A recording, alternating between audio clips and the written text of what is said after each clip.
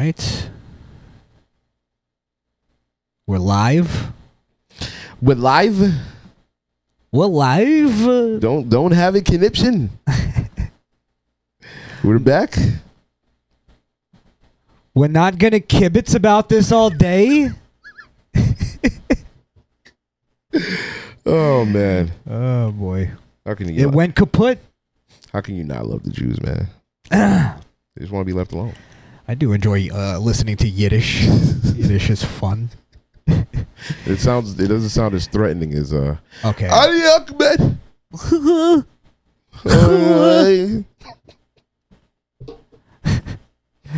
Wait, I think we may. Fuck. Sorry guys, we're chilling. We starting this live stream again, and there we go.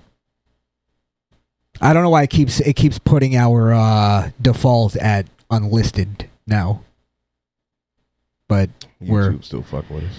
We're on. We're on. Fingers crossed, Tom Ochio. Come on, man. You and me both, huh? No, we got it this time. That's a fact. I think we got it. I think we're even keeled. Even keeled here. Absolutely. Ah, boy. Hey, man. What were we talking about before that fucking... Oh, yeah, punk rock.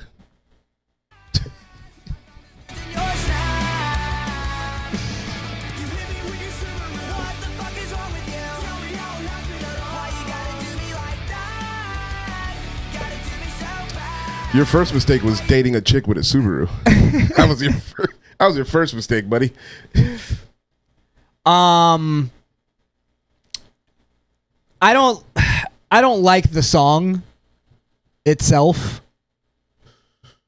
Like, I think the only thing about it is that it's black kids doing it. That's the only thing that's like, oh wow. You don't see the vision? I don't like that type of music. Okay, that's fair. Yeah. That's fair. I don't know what if they were doing like some Black Sabbath shit, you would have been on board. Yeah, a little more growly, a little more heavy metal. This is like, yeah, this is like skater boy music. Blink 182. Guess so. Avril Lavigne. Small things. Yeah. That's that shit. Yeah. All right, well. Well, that was the beginning song for today, huh? Thought I'd treat you guys to something nice, huh? What's the name of the band? The Paradox. The Paradox. Yeah. The Paradox. It's not just Paradox. Because Paradox is already banned, but The Paradox. The Paradox. Yeah, gotta say the whole thing. It's like a Tribe Called Quest. Again, is that a little play on it's Paradox? We're black guys doing rock.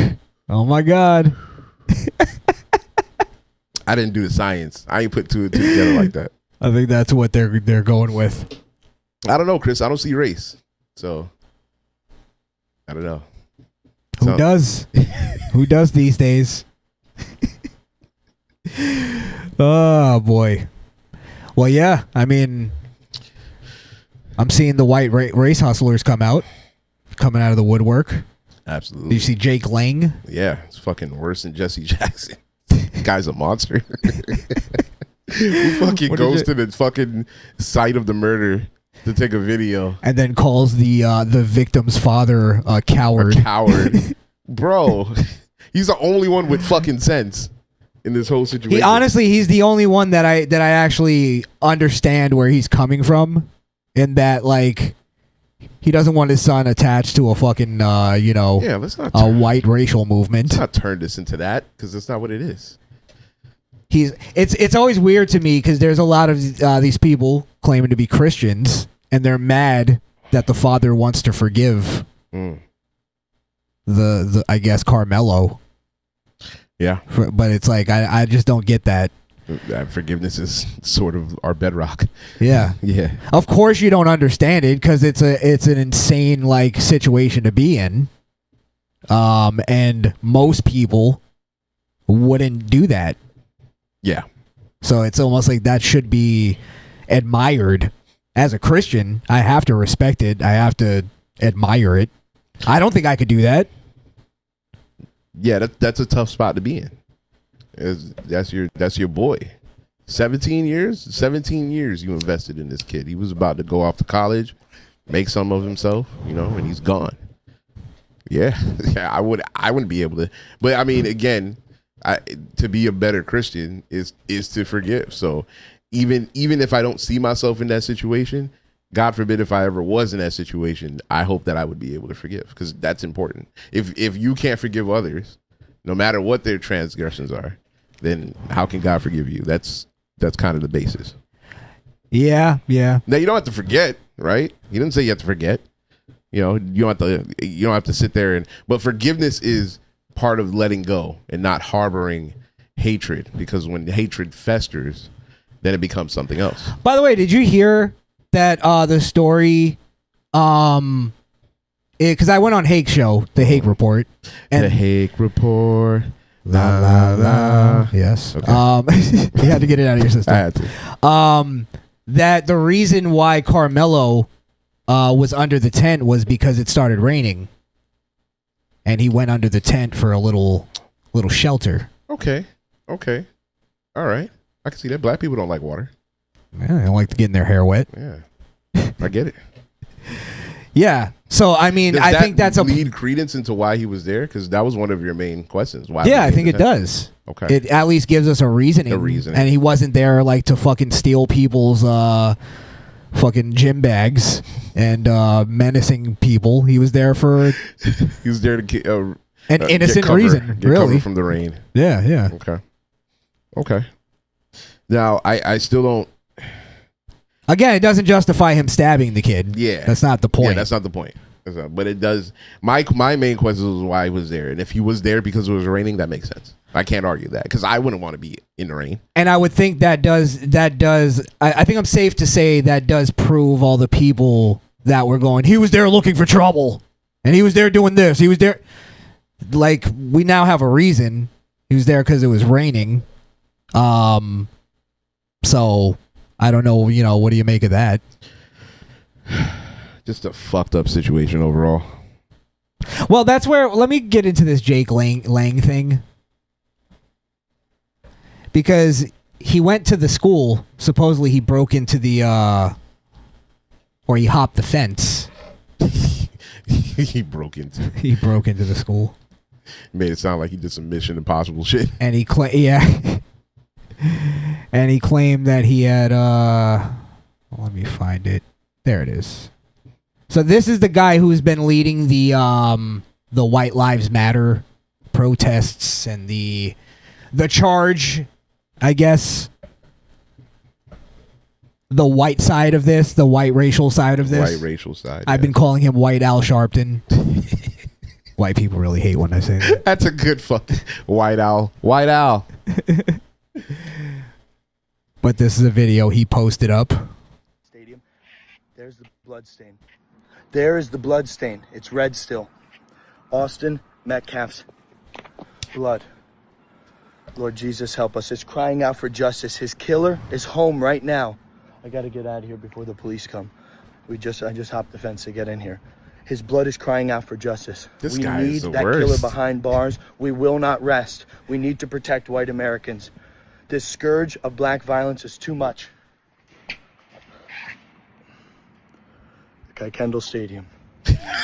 Bro, we know where you are, bro. Well, it was proven, though, that that's not actually Austin's blood. Yeah, didn't he die in the bleachers? Well, it's not Austin's blood. And you can kind of see it. It's obviously like a rust stain.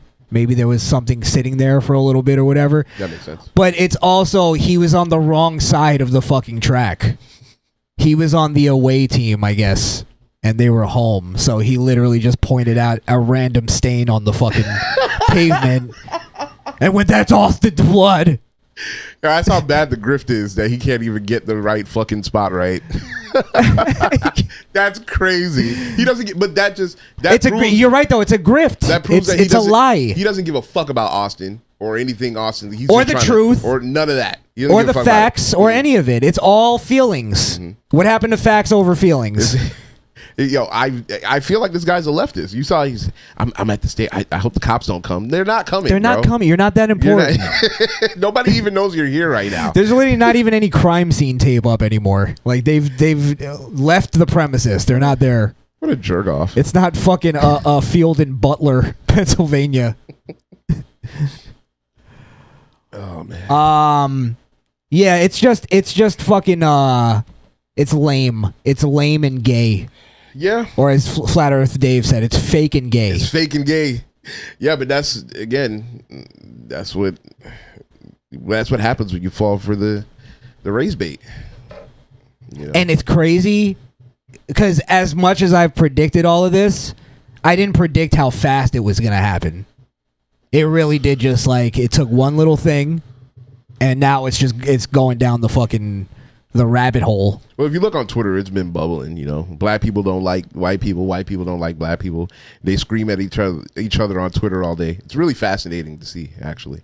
So the fact it really is. The fact that this bubbled over so quickly, it's surprising, but then it's not, because they were just looking for something. This is their George Floyd moment. How do the white people on this side of it, how do they not look at it and realize like, oh yeah, I'm doing the same exact thing that black people did, and now I'm just saying, because they're even saying, well, black people did this, and it's like, well, are you saying two wrongs make a right? Because I've always known the term to be two wrongs don't make a right. Yeah. You know what I mean? And I'm seeing it's almost a mantra now with this whole case. Two wrongs don't make a right. Just like Austin going and confronting Carmelo and trying to physically remove him from the tent, that was wrong. Right. Carmelo stabbing him was wrong. Right. Like, it was too... Strip away all the race thing and all the, the skin color. Make them both the same color if you need to. When it really boils down to it, if they were the same color, all we would say is, this is two kids that their fucking egos and their pride got out of hand. Yeah, went too crazy. One got out of hand where he went a little, going and confronting somebody and trying to get physical with them. And the other one got out of hand with his response. Absolutely. Where's the racial aspect? Where's the racial angle? They would have to prove that he went over there to stab a white kid. That's the only way that it would be racial. Right. Yeah. Here's another thing, though. If everybody's going, well, the reason he went and confronted him is because we know how blacks are and this and that. And I'm like, all right, I could agree with you. He said, I could see that. But then I guarantee you, though, if I were to say, I think Austin Metcalf went and confronted Carmelo because he's black, white people would get mad about that. Oh, you're calling him a racist? No, I'm not. You are. You're saying that's why this whole thing started, and that's why Austin went up to Carmelo, because he knows how black kids are, and he knows that. So just accept what you're saying is all. Again, this to me, it's all about just the truth. Right. Like, I think it's pretty cut and dry, the case itself, that this is first degree murder. It's just now, what's the truth of the case? Me saying that Austin started the fight doesn't mean that I'm saying Austin was justifiably killed. Right. Like, you can admit to the truth and still hold your belief that he didn't deserve to be stabbed. Absolutely. But they see it as black and white now, no pun intended. They see it as fucking binary. And are you saying that the situation is non-binary? It's fluid. It's fluid. We have there's a lot of moving parts to this. Oh man. I mean, I was accused for what I'm saying here on the Higgs show. Again, just speaking the truth. I was accused of having white guilt. Me. You. Yeah, and I didn't even debate it. I'm like, I have enough of a track record on the Hake Show. Even I just let my word speak for itself. Right? Nobody believes you saying that. I'm not buying it, and I'm not gonna fall into the thing of like, what now? You need me to prove my whiteness to you? I didn't do it for the Negroes. I'm not gonna do it for you, cracker. Suck my dick, faggot. Bro, we're on the backup. You can't say that. Ah, damn it. It's fine. It happens. We'll be gone. It happens. In a week anyway. Exactly. It wasn't in the first 15 seconds. I think that's the rule. That's right. Yeah. That's the rule. That's the rule. Yeah. It's true though. It's true. They want you to identify with your skin color. Yeah. Falling into the same trap that black people were in. Oh Yeah, yeah, saying, Lisa was right. Yeah, they were saying you were Jewish. This guy might be a Jew. Why do they always go to that too? It's like the conversation had nothing to do with Judaism or the Middle East. It's because you're going against them. You're either a Jew, a race traitor, mud shark. They love mud shark. Yeah. But I already knew that, and that's why I said at the beginning of this, white people found their white supremacy. Now everything is Zionism. Even if the conversation has nothing to do with it. Again, just like black people did with white supremacy, everything is Zionism now. Now I'm a Jew. Now I'm a guilty white Jew. Okay, whatever. That could be further from the truth, but it's because of your thought process. That's how you got there. That's how you got labeled that. Because they can't think from themselves. Yeah. It's the same people that claim that they want to be free thinkers and they're not free thinkers. I did some research, right? Because there's a lot of people going, if Carmelo doesn't get life in prison or the death penalty, then that's proof that white people are treated unfairly and that there's no justice for white people and this and that, right? You mean Carmelo? Sorry, yeah, I got the names reversed. My bad. No, you're good. But if Carmelo doesn't get life in prison or the death penalty, yeah, then that's proof, and that justifies the anger that white people have. Pretty much is what they're saying. However, and I've seen this argument made by a lot of very smart people, right?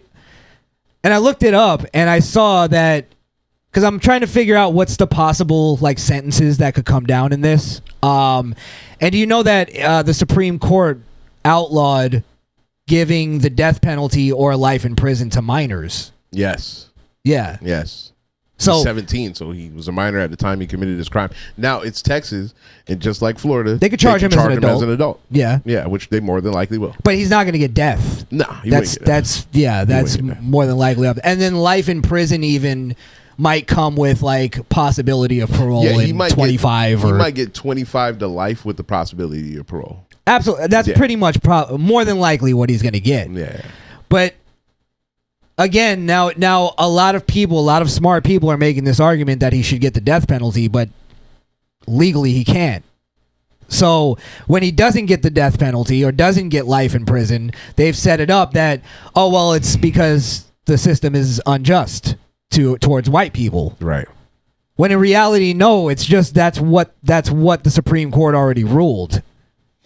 Do you get what I'm saying? No, I'm following. So they're getting ready to make an emotional decision on how they're going to feel based on ignorance, based on not knowing the law. Right. Not understanding, the nuance in the situation. Again, Skrill, where have we seen that before?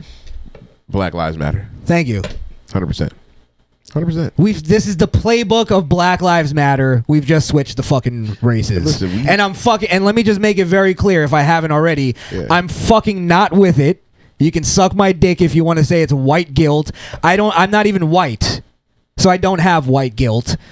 I talk about Negroes all the time. I'm not going to sit here and try to prove myself to anybody. Yeah. Go fuck yourself. Either argue with my points or shut the fuck up. I don't really give a fuck what you have to say. I don't care if you want to call me a Zionist, call me a Jew, call me white guilt, whatever the fuck. I don't care. And my thing is, there's so much more interesting things going on. Instead of them trying to make this a race thing, Trump is still on fire, doing his goddamn thing. The tariffs worked, and it was in silence. Nobody's talking about that, but it's let's talk about this situation that happens all the time. People get killed in America all the time for dumb situations. It's just this one sparked because one person was black and one person was white. This one's a little different, though. I'll tell you why. It's the first time a racial a racial thing took off when white people started the racial aspect of it.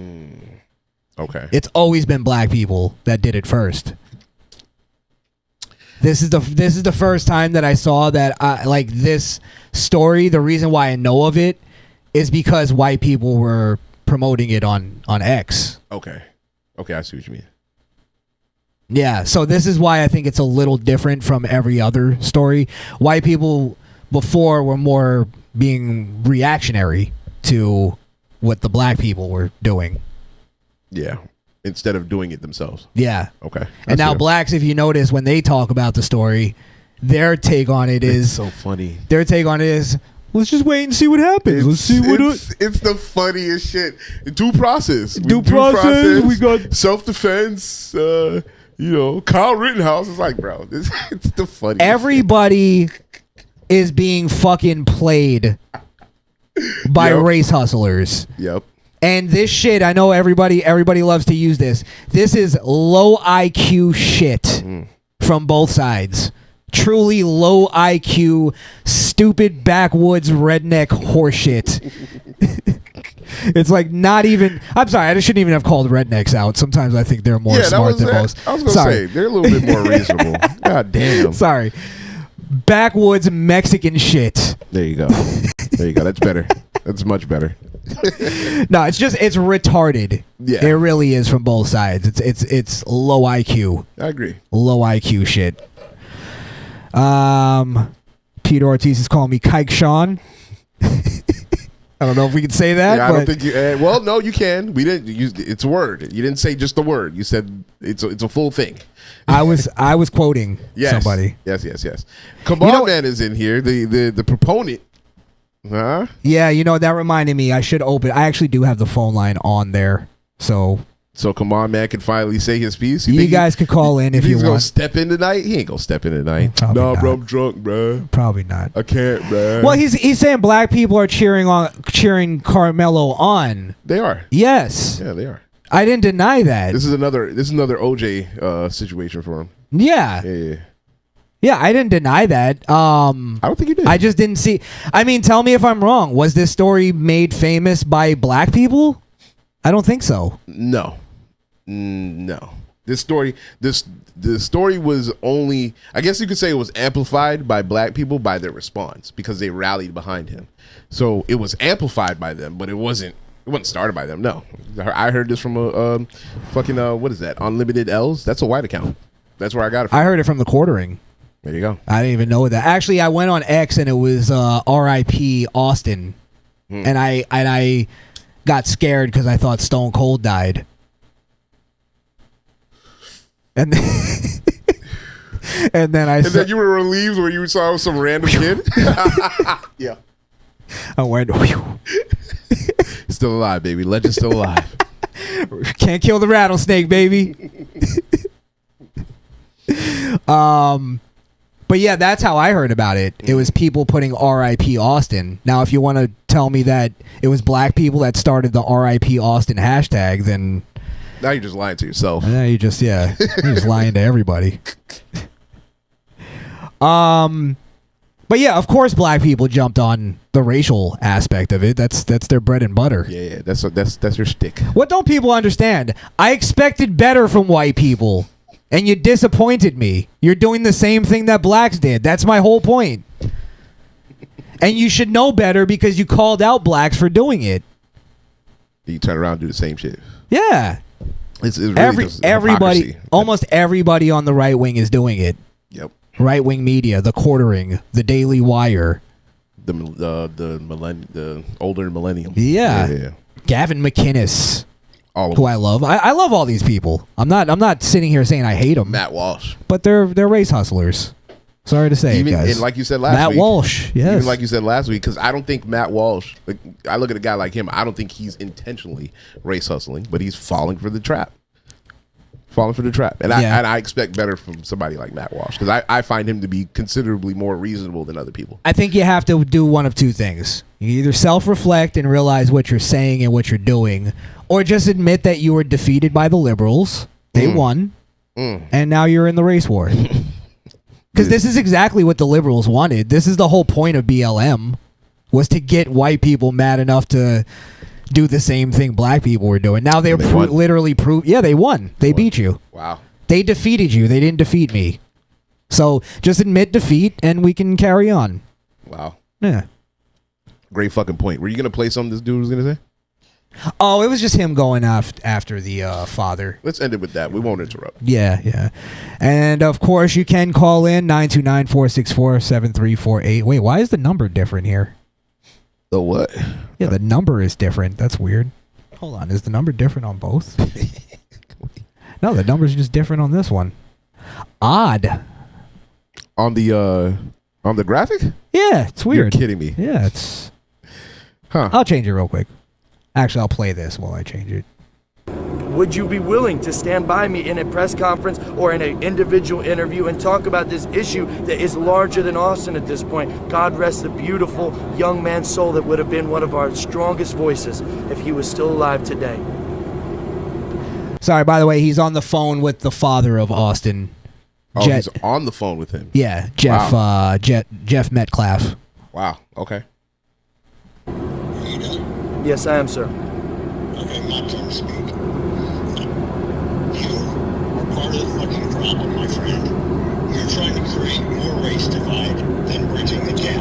I do not condone anything you do. You do not have any fucking... That's called white guilt. No, let it talk. But my son, let me finish. I give you your time. You take my son's face off your website. I am not associated with you.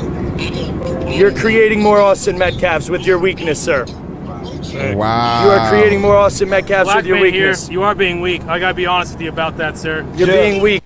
Condemn your son's killer and the culture that caused it. Sorry, hold on one Hey, second. Jeff. That's the problem. You've been submitted. Hold on, hey, Jeff. You've been submitted. I'll handle it from here. I'm sorry, what were you saying, Skrill? What the fuck? Isn't that the fucking black guy that be on Twitter screaming at the FBI to do their job? I don't know who that guy is. I like he looks familiar, but yeah, I think I'm gonna look him up real quick. I think that's his name. But why is he again? I feel like he's grifting too. He's super grifting. Probably. That's crazy. I think everybody's grifted here. Steve Mongo McMichael died. Who? Steve Mongo McMichael. I don't know who that is, brother. He's a wrestler. We have a caller. Hello? Hello? Oh, is that Jakey? It's the Jake Hudson. We have a, by the way, R.I.P. Steve Mongo McMichael, football Hall of Famer, just passed away minutes ago. You're kidding me. I'm not kidding you. I just found out. He was also, he was seeing, I think he was married to Deborah. He was married to Deborah right before Stone Cold. I think it was after Stone Cold. No, it was before, I think. Oh, you might be right. You might be right.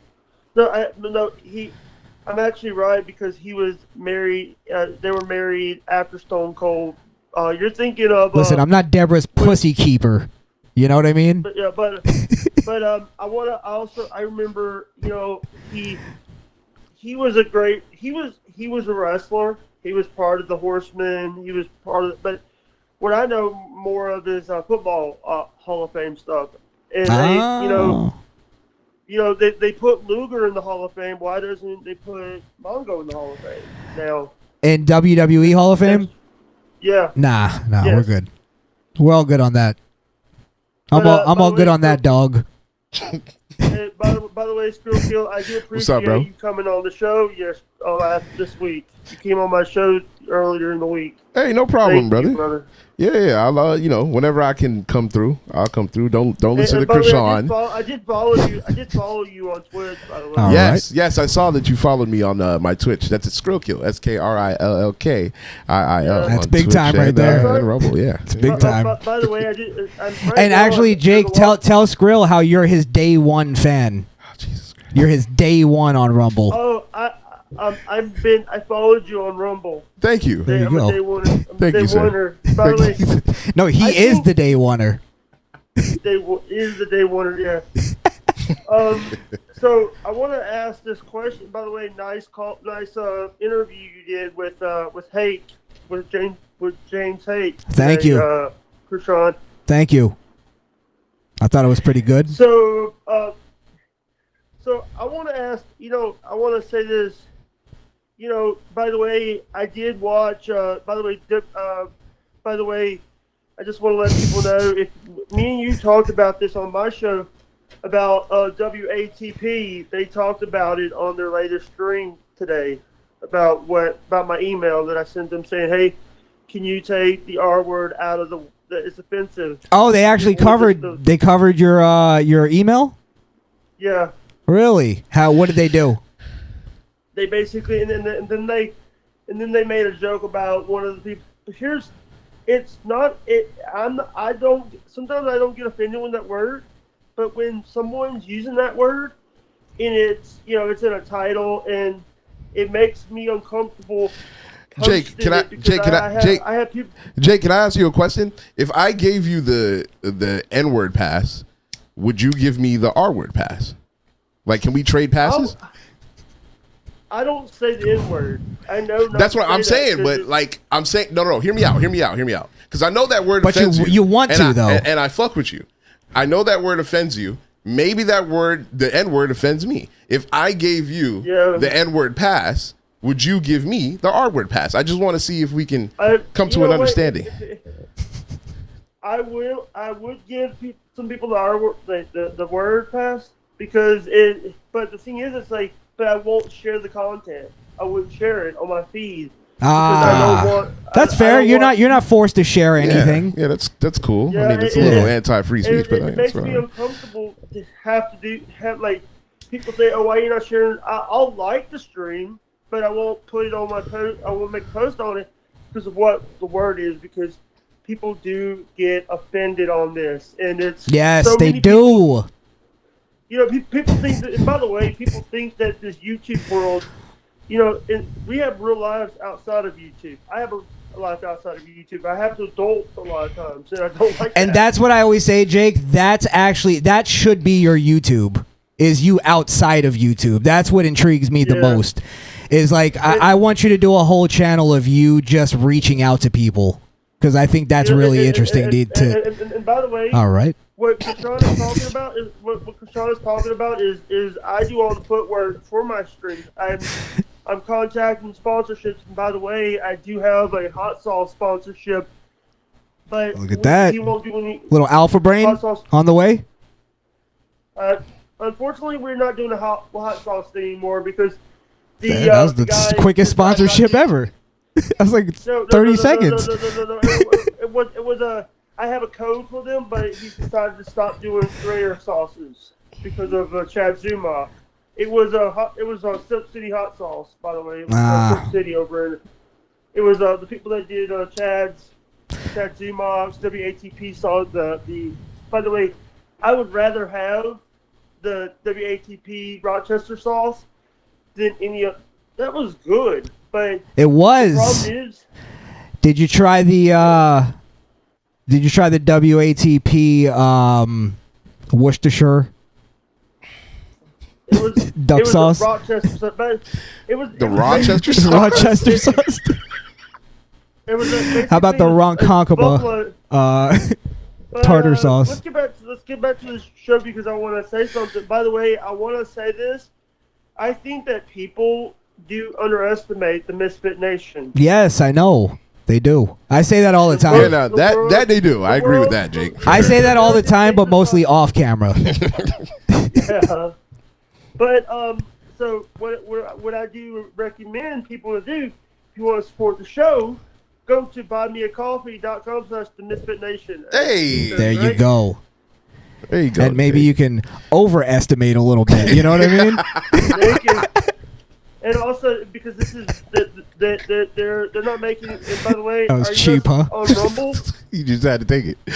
Yes, we're moving to Rumble. Jake is caught up with the Misfit Nation. Yeah. I love Jake, this. You're on point. You're on point, brother. By the way, I want to say that Crishaun the Don's episode is one of his episodes is a highlighted thing on my Twitch, and also last week I actually had Lucretia Hughes, who is running for the NRA. Oh, Okay. Yeah. Okay. It's a black woman. Black woman. I don't know how I feel about that. She's going to be the first black woman to win, African American woman to win, to be a part of a leader of the NRA. Yeah, we need more of those. What is she gonna do? Put fucking pink polish on the slides? Actually, she's a Trump supporter, by the way. Oh, look at that. Yeah, Look her at husband's that. probably a Trump supporter. Yeah, yeah. Hey, all right, Jake, do you think when are you gonna send my stickers? When are you gonna send my stickers? Hey, Jake, you think women can think for themselves? What? Do you think women can think for themselves? I'm asking. Oh, by the way, I got something for that. He just escaped the question. He just Oh, he just hung up on your ass. Way to dodge the fire, Jake. He just Jake was like, I don't want no parts of whatever Skrill is talking about. Hey, but that's one surefire way to get him off the phone, though. Hey, we are back. There was no way to end that call other than the way Jake just did it. That was classic. Classic. Thanks. Jake knows how to make an exit. Thanks, Jake. Oh, man. All right. Thank you, Jake, for calling in. I really wanted our R word pass, man. I was willing to give it up. Pause. I was about to say you and Jake should do a show and call it Retarded Nigger. Be canceled in a day. Yeah. Canceled in a day, for sure. I think that would be great. He jumped off, though, before I could say it. Yeah. I wanted to see what he would think about that. Probably would have told you not to say that word. Yeah, yeah. I thought... Jake, you can't. Nah, Jake, you can't bang it and then call back, bro. That's not how. It works. Nah, it's not Jake. Who we got? 626, you're on. Yo. Oh, Crishaun the Don. is that Tumbo Chio? Yeah, boy. It is, okay. What's up? guys? What's up, brother? How you doing, man? Oh, I'm cool. How you guys been? Long time no speak. I know, right? Yeah, we're good, just hanging in over here by a thread. Skating on thin ice, my boy. Skating on thin ice. Yeah.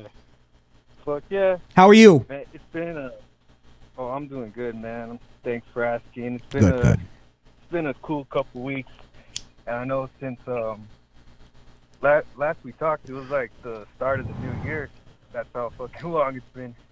Yeah, man. Hey, what's on your mind tonight? What do you got to say about what we spoke about so far? I was gonna say, I'm kind of shocked with Crishaun's take on punk music. I was like, what the fuck? Like, Crishaun, not gonna lie, you seem like the type of guy that fucks with punk rock. I could see you fucking with punk rock. Yeah, I mean, I could see that. There was a point. Give off that punk rock, that aura. I named a couple songs that I think are in the punk category that I like, so I'm not being like completely unfair. I just don't. Oh, okay. Yeah, I don't like the punk rock attitude, where it's like we're just gonna be shitty on purpose and then get mad when people call it shitty. That's like art. just I accept what it like, is. It's art, Chris. There is punk songs where the instrumental is repetitive and it just sounds like, I guess you could say, trashy, and it's just repetitive, and the lyrics are, you can barely like hear it, and it's always like this pissed off style of lyrics, kind of like Gigi Allen, if you remember that movie. Yes, which I hated Gigi Allen too. Yeah, It's like he's gonna fucking sing a song, stick a banana up his ass, and then shit on his audience. And he's like, "That's art." That's art. No, you're just a fucking psychopath. Here, catch my throw up. It's funny. Let me throw up in your mouth. Yeah. Sorry, go ahead. Yeah. He said he's never gonna die because he's God and he's gonna be immortal. And then he died because he fucking OD'd on heroin. Yeah. God's got a funny sense of humor. Like a common street fucking urchin. He dies on heroin. Yeah, so much for that, buddy. Fuck those guys. Slammed it. Yeah. Yeah, I'm not. I don't know. I don't know if I could explain it any further, or if it's just that shallow. My hatred for punk. It's just not like. It makes me sick. Like the maybe, thought of going to a punk show and maybe that's rooted in pop, probably the decline in the genre.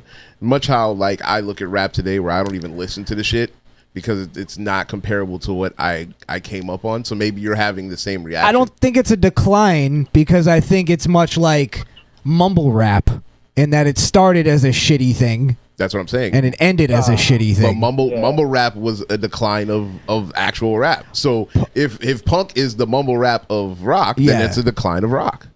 That's what I was saying. I say it's either that scream rock, because that I kind of hate too. The screamo rock, because you can't understand what the fuck they're saying. Yeah. So I think that's more equivalent to mumble rap. Just a lot of yelling. Yeah. However, I will say this: doing punk and scream rock is still way more talented than doing rap. Than mumble rapping. Than mumble rapping. So I'm being realistic here. Yeah. Because you've heard of Social Distortion, right? I'm pretty sure you have. No. Nah, never heard of it. Really? Social Distortion? It's a California punk band.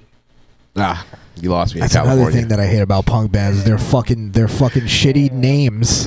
Social Distortion. Earthly Bounds. Listen to my new band. We're called Pubic Lice. Okay. Good for you. Shit eaters. What is the name of this black teen punk band? That they're called The Paradox. Hey guys. Thanks for coming. We're the Shit Dicks. We're gonna Shit Dicks is wild. It's like disgusting. Always a stupid like they're like they all think they're Bart Simpson. You get what I mean? Yeah. Rebel without a cause. Yes. Yeah, rebel without a cause. They walk by a camera and they just go, "Fuck you, man! Fuck the establishment, dude!" They don't even know what the camera's shooting, what it's there for. Oh man, down with Big Pharma. Fuck red lights, man. Okay. Glue. What happened? What happened, Tom? They're either like coked up or high on glue. Glue. Yeah, they're huffing glue. That's insane. Because I saw a documentary about punks in England, and they would either get drunk, smoke cigarettes, or get high on fucking glue. Jesus. Huffing glue is a new one. I've never heard that before. And I bet you they do all that like purposely because they're like not comfortable things to do. Like they'll smoke too many cigarettes. They'll huff glue even though it burns their throat. But it's extreme, man. That's punk, man. That's so punk, dude. Yeah. Birdman said modern punk music is just large left-wing gatherings. I love the genre, I hate the fans. Yeah, that is another thing I will say about punk. Punk is mostly leftist theme. Now, though, I heard that the lead singer of the Ramones was like a fucking like real hard ass conservative. Really? Yeah, like punk does have. Yeah, punk does have origins in conservatism. Okay. Yeah. So. Joey Ramone. Yes. Joey Ramone. Yeah. I can say the same thing about hip hop. Yeah, no, you can't. No, there's conservative. What? Yeah. And what? Nothing they're conservative in. Yeah, I'm talking about like the Commons of the world. I'm not talking about like Biggie Smalls. Common's not conservative. Yeah. Common's conservative? You know who, I'm grasping his straws because I'm trying not to drown. Because his name's Common. You thought you'd fucking edge that one out? Like we'd be just off-put enough to like let that go? Just let it slide. It's really rare that you'll find a conservative punk rocker. Which yeah. Funny enough, like that's kind of like how my dad was brought up. Like, he was into the Ramones and shit, but like to this day, my dad is like pretty conservative and like he sticks with it. Cool in the Gang. A hit. Hot. Wait, what was that? How the fuck is that conservative? Hey, look, they're not talking about drugs and rock it to the bang. Yeah, they're just up jump the boogie to the rhythm of the boogie to beat. Yeah. No, I'm trying to think. There has to be some niggatry in there There's somewhere. there's no niggatry in that Niggatry? song. I'm telling you, there's no niggatry in that song. Niggatry. It's just wholesome, good times in that song. I'm telling you. It's gotta I'm be. telling you, nah. I don't know. I don't know the full thing up until Yeah, it's like a up jump fucking the rhythm of the boogie to it's like a beat. fucking 13-minute song. Yeah, it's just. Yeah. And they stole those verses. I heard. Yeah, that's not even his verse that he wrote. I heard. So hip hop actually Oh. started with ghostwriting or stealing, plagiarism. Oh, shit. You never heard that, Tom? Yeah. I don't think I have. No. Yeah. I would have. Yo, Birdman just blew my shit up. He said Birdman said Sugar Hill Gang is not conservative. He raps about wasting food in that song. Birdman, I'm grasping for straws, man. That's the thing, though. This is why you can't even do that. Lecrae, I got one. That's like by default. I don't even think he's a Christian conservative. He's a Christian lib. Like Kirk Franklin. liberal. Kirk Franklin Yeah, was he a Christian lib. liberal, yeah. Yeah. Definitely. I don't even think those two don't even match. Lecrae and Kirk Franklin? No. Christian lib? It's a little. Yeah, That's like positive Christianity. there you go. Make it whatever you want, There baby. you go. There you go. It works. No, I'll fuck with it. I'll fuck with it. There's you guys know anything about Dave Blunt at all? Oh, that fat The fat rapper. Yeah. Yeah. Yeah. Yeah, that boy My need God. to get it together. I gave at first I gave his music a chance, and I kind of what I'll give him this. I do like kind of fuck with the fact that it's like vocal. Like a lot of his music is vocal, and he goes for high notes, and the instrumentals sound a lot really like a Lil Uzi or fucking Playboy Cardi style of rap instrumentals. And that's kind of cool. But I've been following Dave Blunt on social media, and the shit that I see is weird. He's like from what I've seen, right? And if I'm not wrong, it looks like he's got some sugar daddy action going on, because Whoa. he has these attractive females around him, and I'm convinced that he's paying them to just be there and take pictures with Doesn't him. he Yeah. rap about fucking them? Don't he be fucking them? Oh, it's probably an all Yeah. market. Let me tell you something. How do you? That's I was watching one of those my 1,000-pound fucking life or whatever the fuck it's called, and it was a fat couple, and they were asked about sex, and their answer was sex stops about around 400 pounds. Oof. Like once you're too fat, you can't even fuck anymore. Oh no. Yeah. That's got to be a living hell. Yeah, so I guarantee you, he's so fat he probably can't even Can't even get it up. get it up. Can't get it past his gut. Can't even see his dick when he looks down. Oh, Ugh. that's terrible. I would Imagine. He's got to get that right, man. Imagine that. Imagine. I can't. That's hell. Yeah, that's one of those things. I don't think he's like even fucking them. It's almost like an old man that can't fuck anymore. He just gets wants them off on around. them. Yeah, Yeah, like yeah. smelling their hair or something. Oh, he really gets off on I food. would That's what he believe gets it. off on. Probably. Yeah, I believe it if like they were just like twerking on him and he's just like fucking just popping off because they're just like shaking their ass on him or something.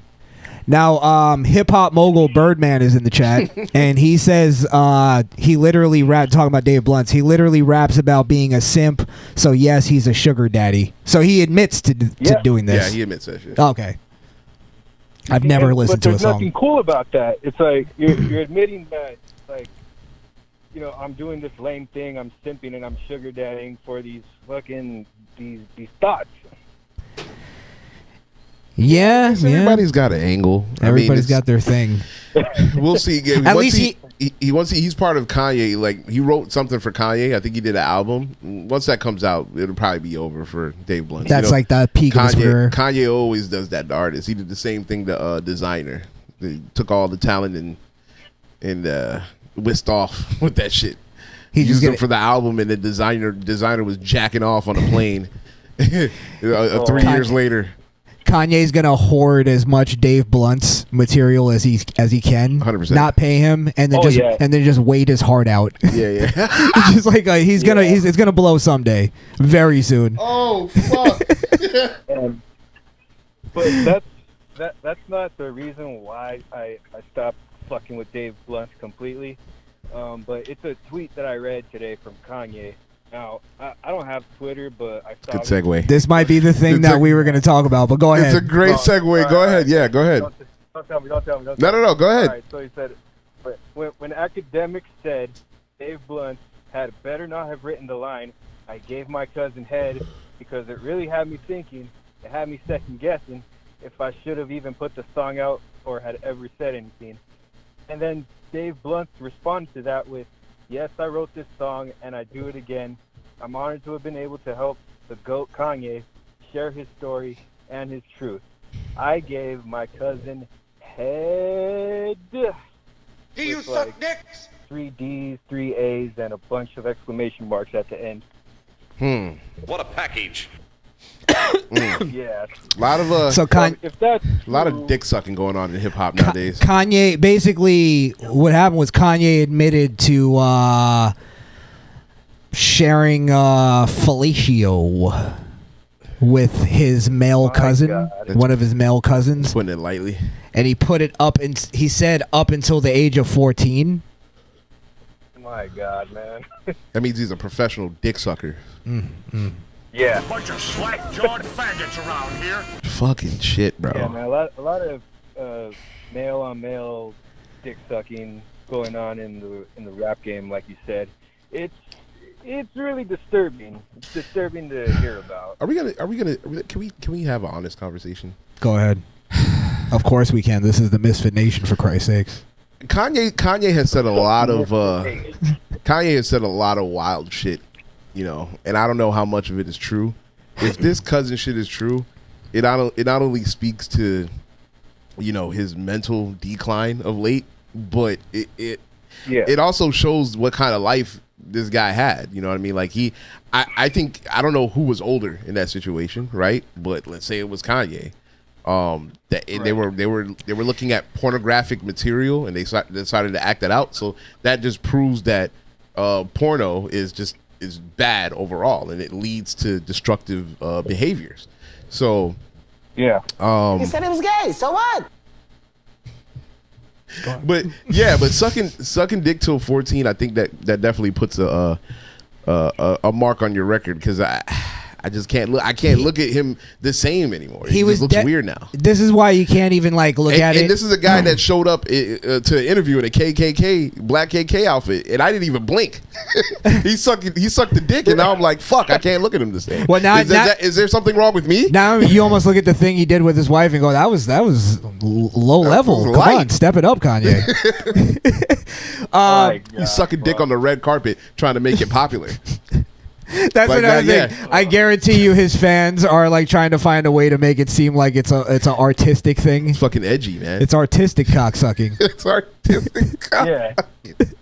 Yo, Kanye be on them blowjobs some other shit though. Oh my god, it's terrible. And next thing you know, young niggas are gonna start sucking dick because it's cool. There's nothing wrong. It's cool. Kanye did it. Well, he was also in. What would Yeezy do? You can't put it in the position too of pause. You can't put it in the position of, was the guy older, the cousin older, because Kanye, in his story of telling it, he's the one that called it off. So it wasn't like he was being raped or forced into it. Forced to do it. He's the one that was like, all right, look, enough. We gotta stop sucking each other's dicks. We gotta stop. What the fuck is going on in 2025, bro? But Kanye, what are you gonna do? I'ma make beats. I can't be sucking dick in the rap game. That's not cool. It's not cool, man. I'm already coming in with a pink polo and a backpack. I can't suck dick on top of that. It all makes sense. Oh, wow. Man. Jesus. Listen, Man, I don't think I I don't think he's gay. I do. Go ahead.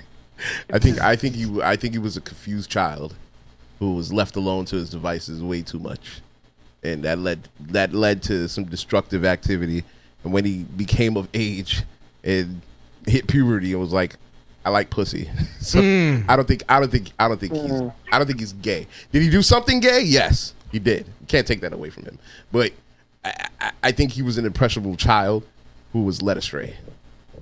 14? 14 is your... up to 14. You got to remember, he said he was doing it for years. So if he started when he was 10 or 9... Okay, I mean, it was like... He's like a fucking kid. He doesn't... It's like grooming, in a way, but not even like... If they were both the same age, it's like they were both groomed by pornography. Yes, that's what I'm trying to say. Yeah. They were caught by the spirit of pornography. My God, bro. It's sad. Wow. Yeah. I was thinking... Peter Ortiz said he really was a gay fish. It was fish sticks. Oh, shit. I'm not gay no more. But, I am delivered. We've seen it happening a lot in the hip hop and rap scene, where especially like with P. Diddy and what he was doing, it's like why does everything have to why is everything just leading to just gay tendencies, especially like when Lil Yachty and Drake they painted their nails. Like, first they were doing big shit. Now they're over here sucking dick. And P. Diddy's over here, like, fucking grown men in the butt. Like, I think, well, what about, like, what about this? Like, all of these rappers that have gone to prison, there's a lot of gay, homosexual things that happen there. I don't know. I'm just throwing that out there. Okay, because I haven't put that into account yet. Yeah, maybe like it was more obvious than we realized. Damn. Yeah. Ain't that a shame? Man? Well, it does go back into that thing that like Jesse Lee Peterson talks about, where you see, and when he said it like resonated with me because I saw it so much in working in hip hop, was how emotional these rappers were. And like when they like start snapping and yelling and doing all that shit, they look feminine. Yeah. When they're snapping their necks, they're fucking like twisting their hips sometimes, and it's like you can't help but look like a bitch when you scream like that. Lil Uzi Vert's the worst. Right. Now, that's like openly just feminine. Yeah. Yeah. All right. Well, Tom, let's. Comes out We'll go. It's intentional or not. Yeah. Do some shit like that. Yes, sir. Tom Bachio, we appreciate you, man. We're gonna go to the next topic. Thanks for calling in as always. Great phone call. Yes. Yeah. Never a dull moment with you, bro. Man. Last words. I'll give you the last words. What's that? What's up? Oh, I was saying I'll give you the last words. Go ahead. Oh, okay. Yeah, I just want to say real quick, because you know how everything in the world is leading to shit like this. Remember these words: a lie doesn't become true, wrong doesn't become right, and evil doesn't become good just because it's accepted by a majority. Okay. That's a good saying. Yeah, man. Tom leaving us with a haiku. We appreciate it. I feel it. Yeah. Yeah. Thank you, sir. Salute to that. Yeah, Tom Psalms. Oh, we hit that. Yeah, hit that with the snaps real quick. We're calling that Tom Psalms. Tom Psalms. I like it. Tom Psalms. I like it. Now you got to prepare one every time you call in. Yeah, we need a short soliloquy before you leave. I'm with you, man. All right, cool. All right, guys. Tom, appreciate you, man. Yes, sir. Salute to you. Hey, appreciate you guys. Later. Tom Bachio. Tom Bachio, You everybody. seen him in the chat. You heard his voice. Yeah. the one of the coolest Mexicans we know. Yeah. I don't even know if he's Mexican. So if that hurts your feelings, my bad, Tom. He sounds Mexican. I don't know if that hurt your feelings, but but hey, we love but you I anyway. understand if it did. We love you anyway. Yes. So I sent you something to the X. I think let's just go to my group chat cuz in the X cuz that shit was popping today. You want to talk about Shannon Sharp? Your group chat. Oh. You want to talk about the Shannon Sharp? Oh. Oh boy.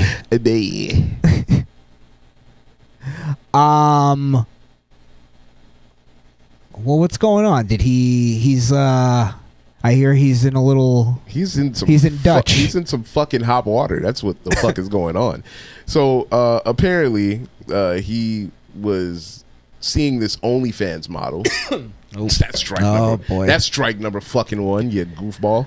So he was seeing this OnlyFans model, and they were fucking each other. And I guess one day when they were fucking, he put it in her ass without her. And she told her not to do it. She told him not to do it. And in the text message, we all been there though. How's she gonna know whether or not she likes it? We've all had one that was a little hard headed. That you had to force her hand a little bit. Bro, that's crazy. I don't think she wanted that from Shannon Sharp. So Gotcha. if that happened, then I feel for her because I mean, come on. Say don't put it in the ass. Don't put it in the ass. Come on now. That's a lot. It's like one request. Yeah, it's to ask for one thing. But anyway, he couldn't help himself though. So she's pressing him. She recording phone calls. This is a recorded phone call that she did with him, where he's saying shit like, "I'm gonna choke you," or big black man. He said something about big black man choking a white girl, something like that. Now, to me, I feel like they race play. You know what I mean? Like I feel like they race play all the time. It already sounds, and she knows this that it sounds horrible if to the outside world. But if you know anything about sexual deviance, it's much like much like when Andrew Tate and they tried to put out the tape of him whipping the girl and going, he's beating her. Yeah. And as soon as I saw it, I'm like, no, that's just rough sex. That's what that is. I think it was proven that she was a minor. So. Oh, okay. Well, no, people. My point is, people were putting it out. I don't think that was like fully proven, but when you do the math, it doesn't. Even by their account, it doesn't make sense. So. But anyway, that's a different conversation. My point is, they were trying to put it out as it was like a beating, like he was abusing her. Yeah, 100%. So she's kind of doing the same thing here. That's what you think. It hasn't been proven, or no, it hasn't been proven yet. So she Let's hear originally, real quick, Go ahead. she originally pressed him for $50,000. Sorry, $50 million. That's what this whole thing is about. She wants $50 million from him for damages, and he tried to settle with her with 10 before it got to this point. That just came out earlier this week. So yeah, a lot of people are trying to say that it leads to his guilt. I think it was just a smart business play. You just kind of want shit to go away. This bitch is crazy. I'm just toss her 10 mil. Shut the fuck up. You know what I mean? So maybe that's what. Yeah, it's just hush money thing. Hush money case. It's still retarded. It's still fucking stupid. But well, again, let's just be clear. We don't. I personally don't like the gossip stuff on these cases. I'm usually covering these just to judge whether or not it's actually sexual harassment or some broad just trying to fuck up the game. I think it's just some broad fucking up the game. Yeah. Let's listen to the record. Well, you're coming to LA tomorrow? Yes. Peter said, I guess I'm guilty too. Peter, you're a freaky frog, Peter. You're a freaky frog. Guilty of unsolicited ass play. A little slippage, as they call it. A little whoopsies. A little dunk. That's what I like to. A little dunk is crazy. Well, I don't know why you want to go out. Don't worry about it, Daddy.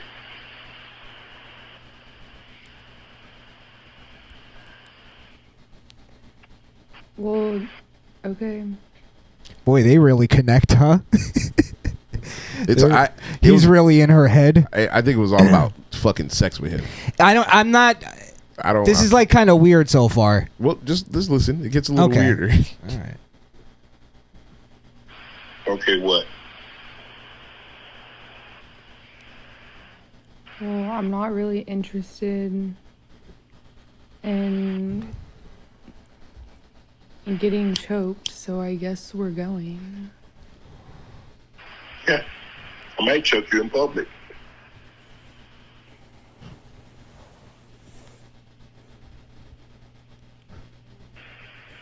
Big black guy chokes small white woman.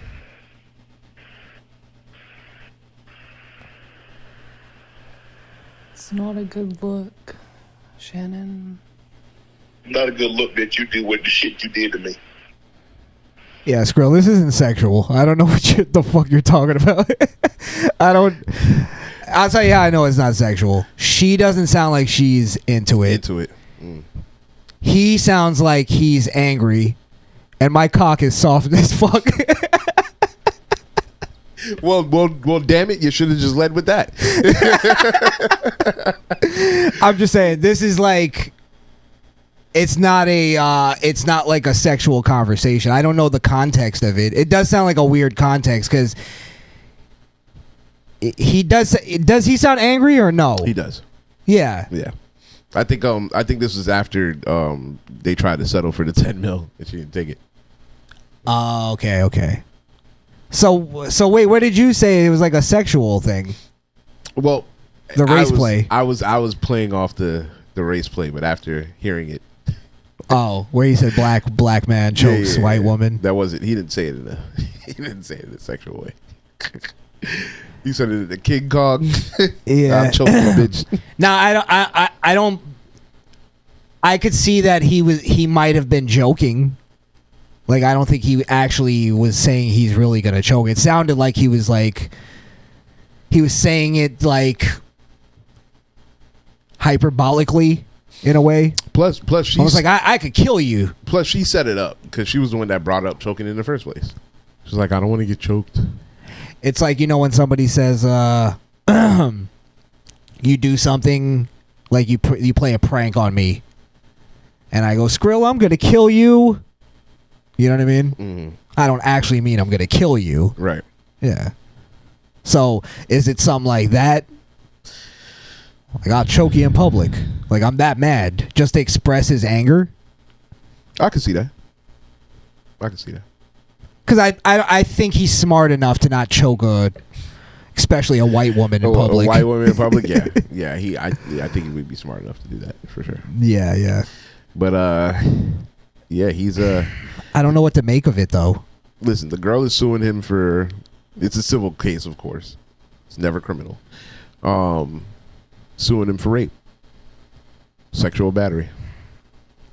Does she sound scared? Because I do think she does sound a little like nervous to say something.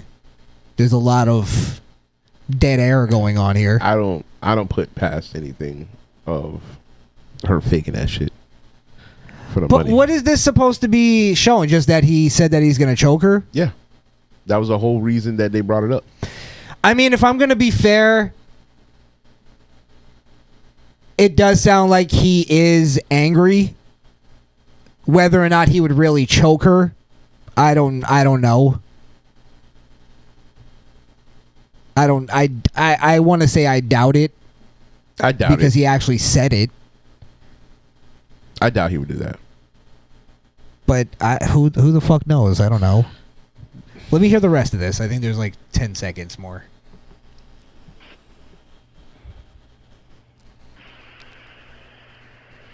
It's just dead air. Well,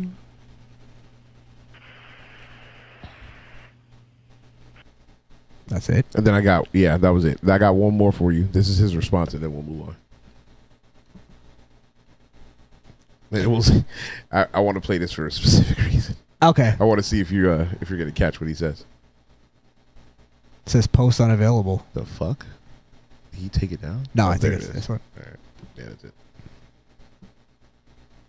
66 million? Jesus. That's how much she's suing for? No, 66 million people saw this video. Oh. Yeah. Well, I heard she's suing for $50 million, Yeah, right? she's suing for 50. Because he got a $100 million contract with ESPN. She's suing So for they're saying that's like half of that. But he also does make millions from other things. Yeah, but still, you're suing for half. I tried to give you a little bit. Didn't he make like millions from his podcast? Yeah. Like multi-millions? Yeah. Yeah.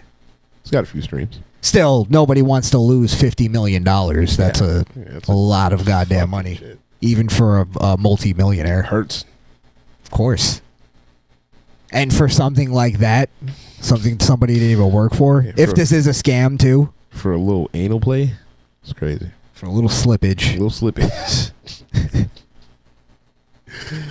A little. When slippage turns into spillage. Oh. Damn it. Let's play it.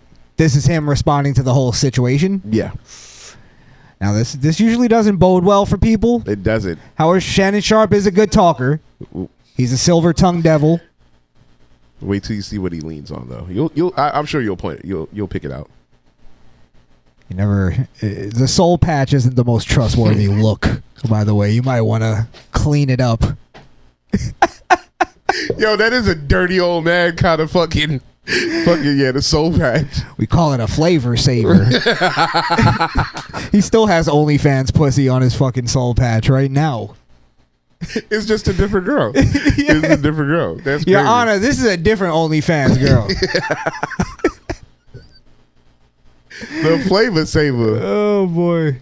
Let's play it. To my family, friends, supporters, and colleagues, I want to speak to you directly and from the heart. This is a shakedown. I'm going to be open, transparent, and defend myself because this isn't right. This is all being orchestrated by Tony Busby, who has targeted Jay-Z. Tony Busby targets black men, and I believe he's going to release a 30-second clip of a sex tape that tries to make me look guilty and play into every stereotype you could possibly imagine. That video should actually be 10 minutes or so.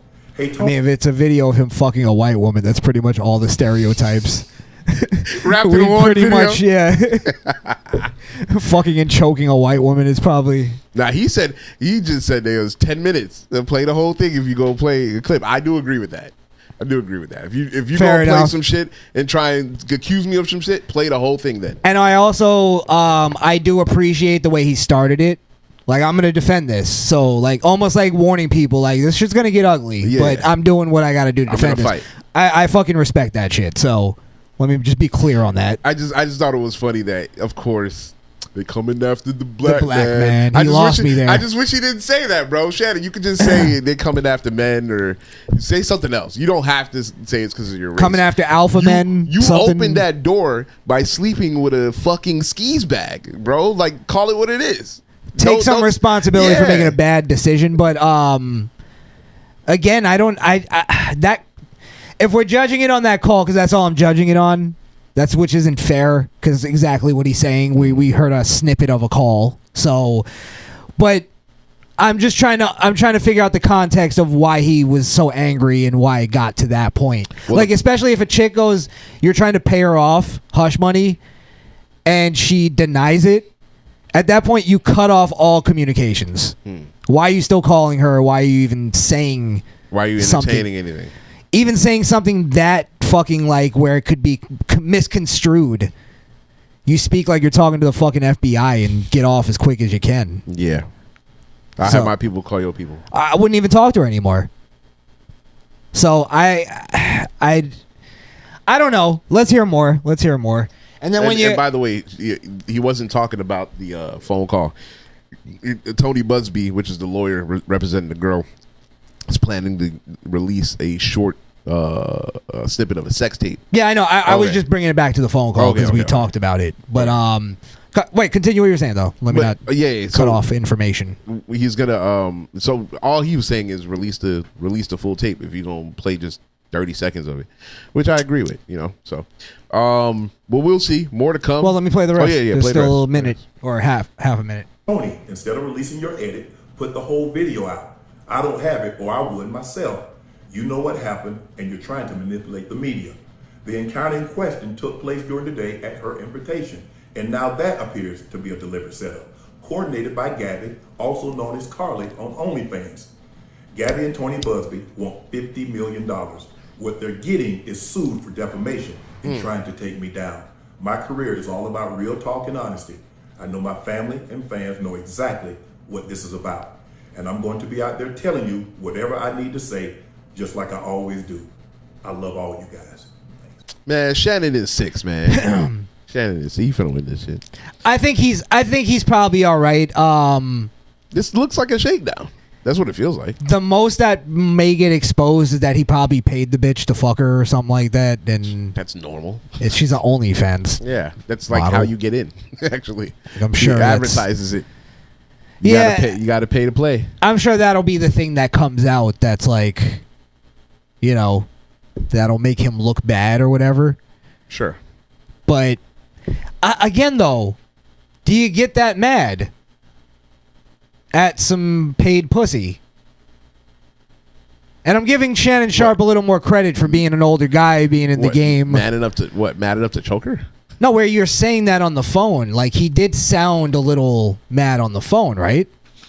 Or am I overselling that? I think no. I think what really got him mad was the fact that she even brought something like that up. Like, I think that's the angle that he was going at. Like, she said, "Oh, I don't want to get choked." And then he was like, choke, why would I? Like, his response was like, why would I choke you? Big black man chokes little white girl. Why would I choke you?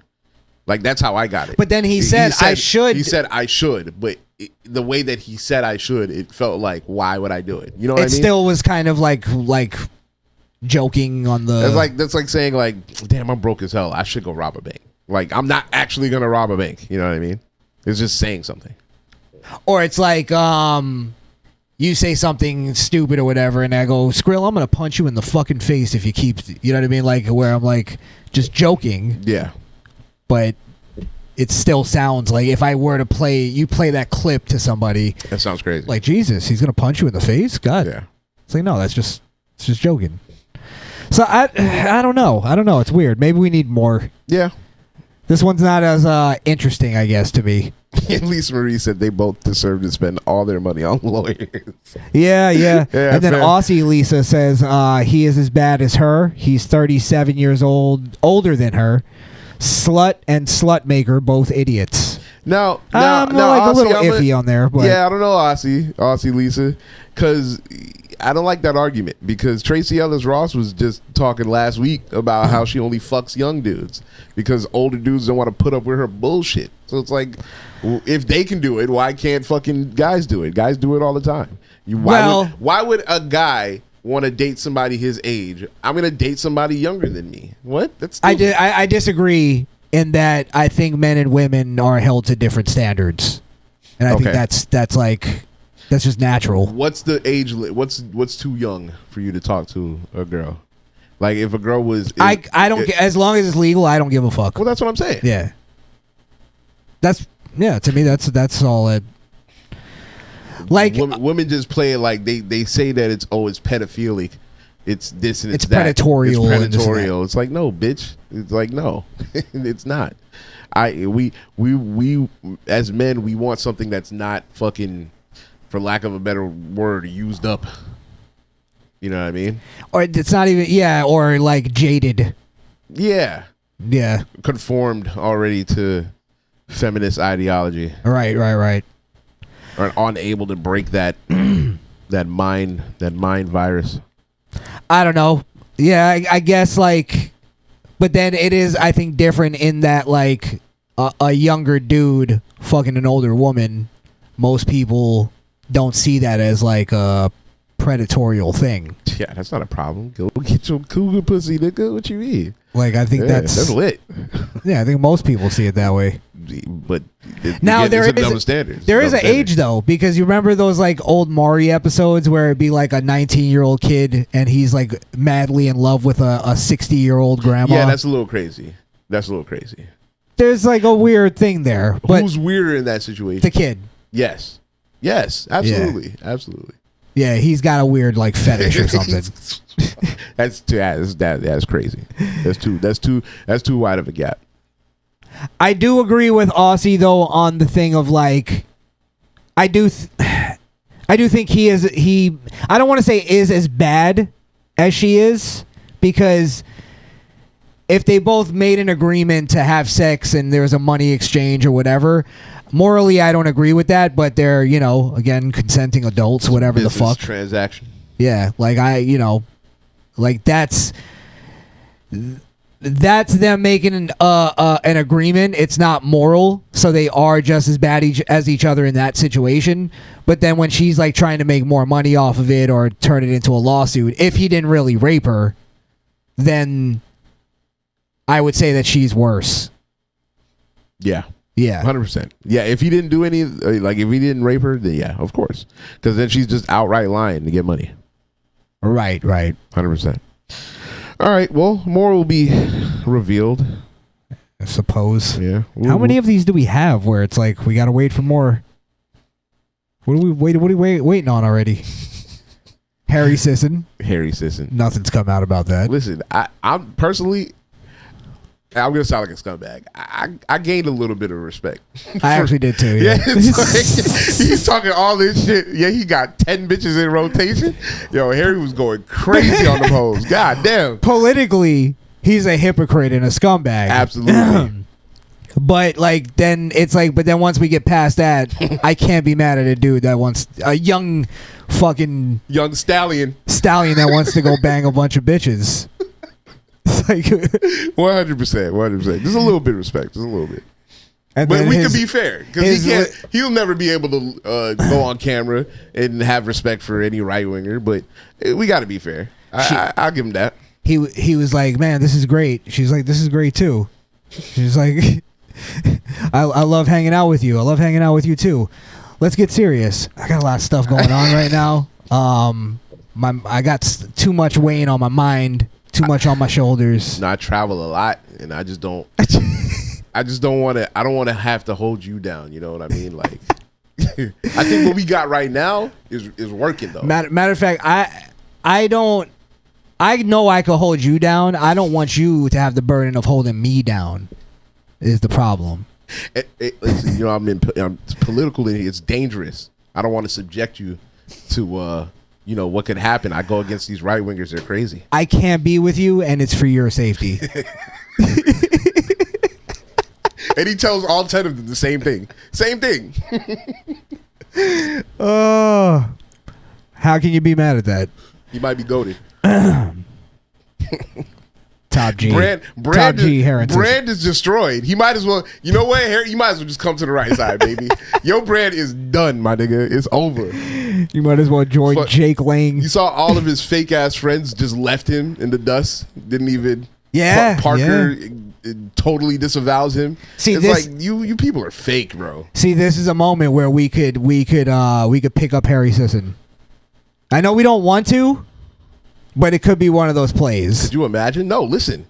If he became a sensible person and actually looked at things in a sensible way, he'd be a great force for our side, for sure. It's almost like that episode of Family Matters where Urkel was trying to play basketball. And he's like, no, I'm really good. Put me in. That's, I think, Harry Sisson. 100%. He might have a utility on the right. Specialist. What are we kidding? He's going to turn into a fucking a White Lives Matter guy.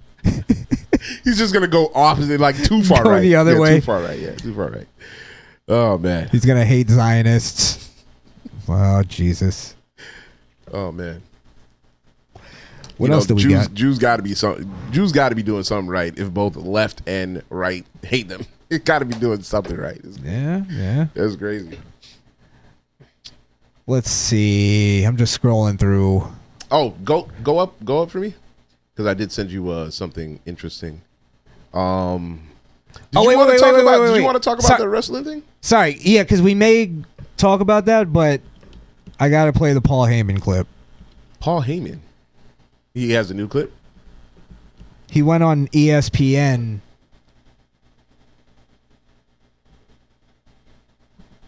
Wait, let me see if this is the clip. No, he went in on Shannon Sharp. He started going off on shit. Paul Heyman was going off on like everybody. One of the fans yelled out something like heckling him, and he goes, "Who said that?" He turns around and goes, "Who said that?" And this Mexican guy raises his hand, like trying to be brave. I said that. And he goes, "Oh, the guy that's about to get deported." And the guy's face. What's funny about the clip is the guy's face. He looks like he got triggered. Yeah. Like he looked around like is he not gonna get in trouble for that? Y'all gonna let him get away with that? Yeah. But Heyman's a Jew. Heyman's a Jew.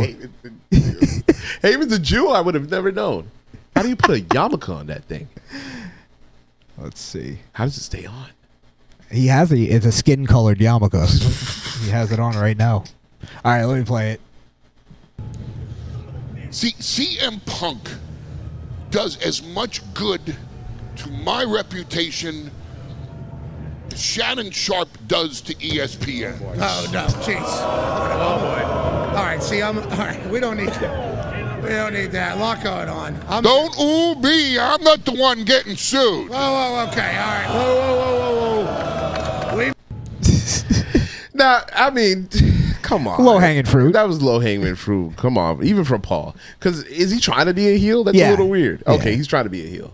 Yeah, All right, because okay. he turned on CM Punk and Roman Reigns at WrestleMania. Yeah, but why throw Shannon in there just to get a little bit more hatred? Yeah, that's Okay, why okay. he roasted the Mexican dude. Okay. What were you saying about the wrestling thing though? It was So I sent you a clip. There was this guy going in on The Rock, and The Rock is my favorite wrestler. he's your hero. Yeah, that's The Rock. Yeah, 100%. Mahalo. Terry Mana. You know why? Because it's all about The Rock, baby.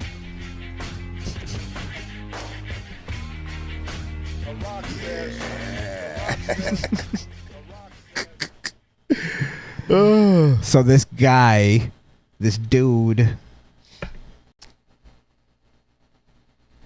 Yeah. What was like he was talking about how The Rock is fake or something like Well, that? no. So his issue is with WrestleMania as a whole.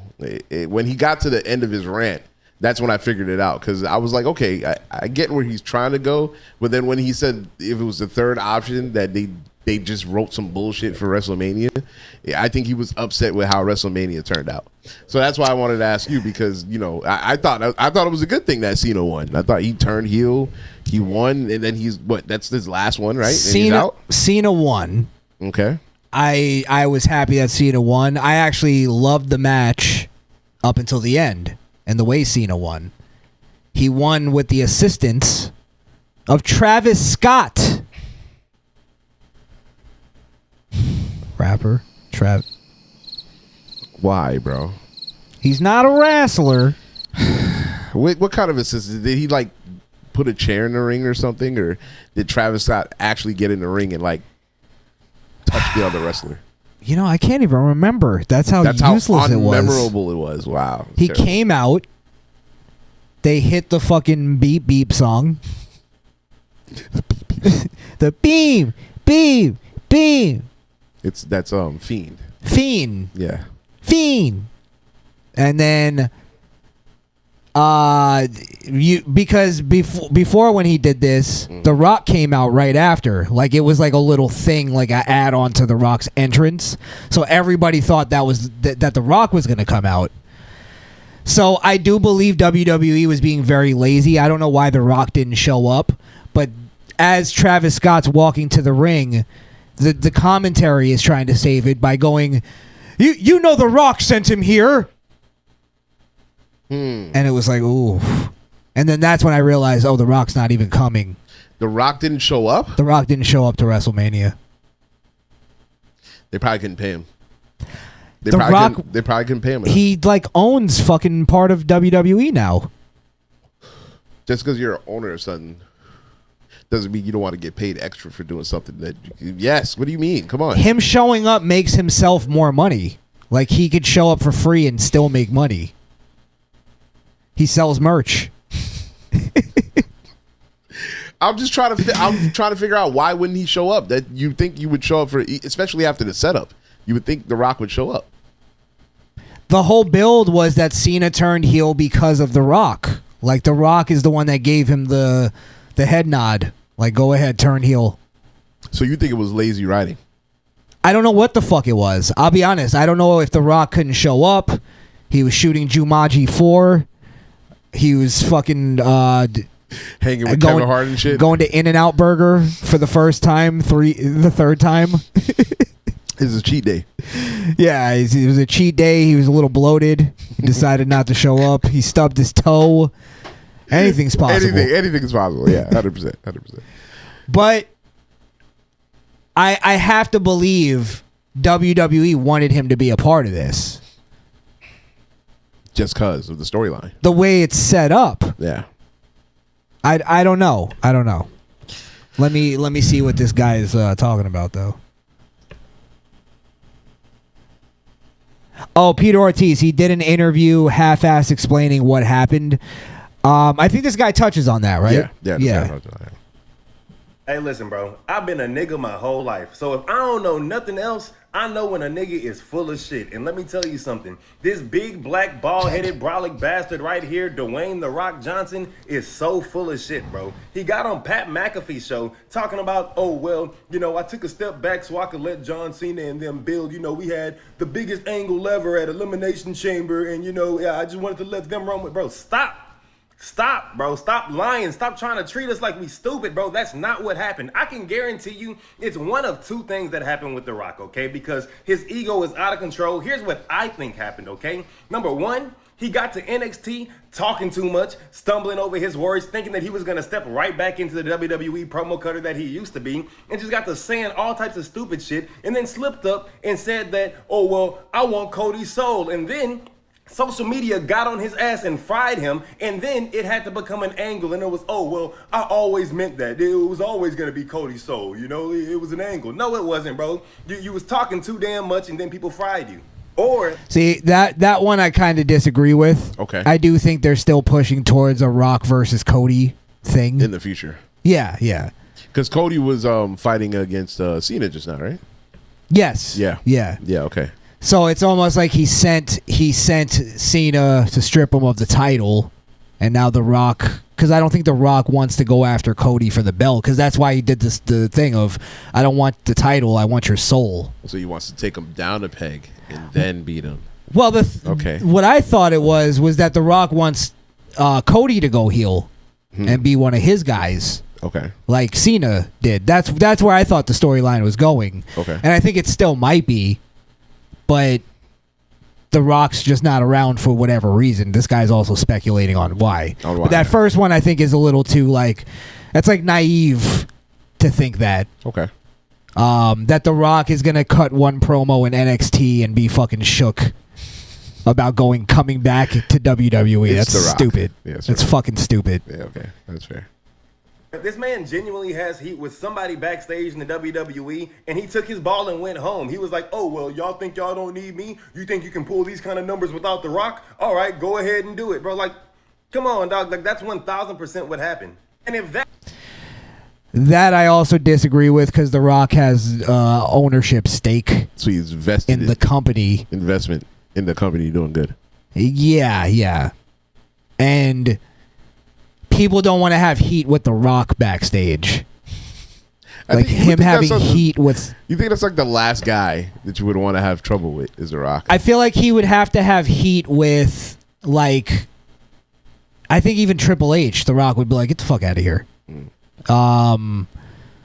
Maybe Nick Khan. No, not even. I don't know. Does Nick Khan work for him? Sorry, you don't even know this guy's name. Yeah. Dana White? Maybe. The Rock has to stay on good terms with Dana White. Yeah. Who owns TKO? No idea. You don't know? No.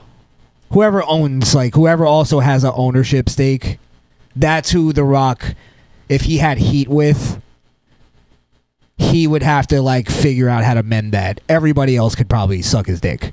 Gotcha. Guaranteed. The Rock could literally go like show up to Raw and go, I'm gonna take 15 minutes on TV. And they'd be like, yeah, go ahead. Do you think? Triple H would be like, oh yeah, go ahead, man. Like it's his fucking call. Don't make no shots, Triple H.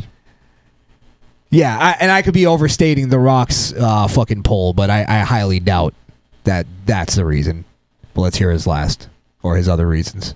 that's not the case, then it's the third option, which is the worst option, that this actually was the plan.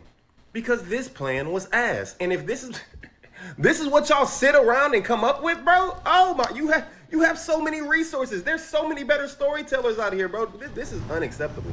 Go watch this interview and tell me this isn't the exact same way that he was trying to save face whenever people started trying to shit on Black Adam. It's the exact same talk, bro. It's the exact same thing. He's doing it again, and we keep letting him get His arguments don't even make sense. He's going like The Rock sucks, and if he showed up to WrestleMania, it would have sucked. But WrestleMania sucked because The Rock didn't show up. Because The Rock didn't show up. Circular argument. It doesn't make any sense. And I think he's right on the last one. This is their plan, and it just sucks. This is just terrible. They're just not good writers. WWE sucks at writing fucking storylines, and I've been saying that for a long ass time. That they're not good at writing consistent storylines. Right.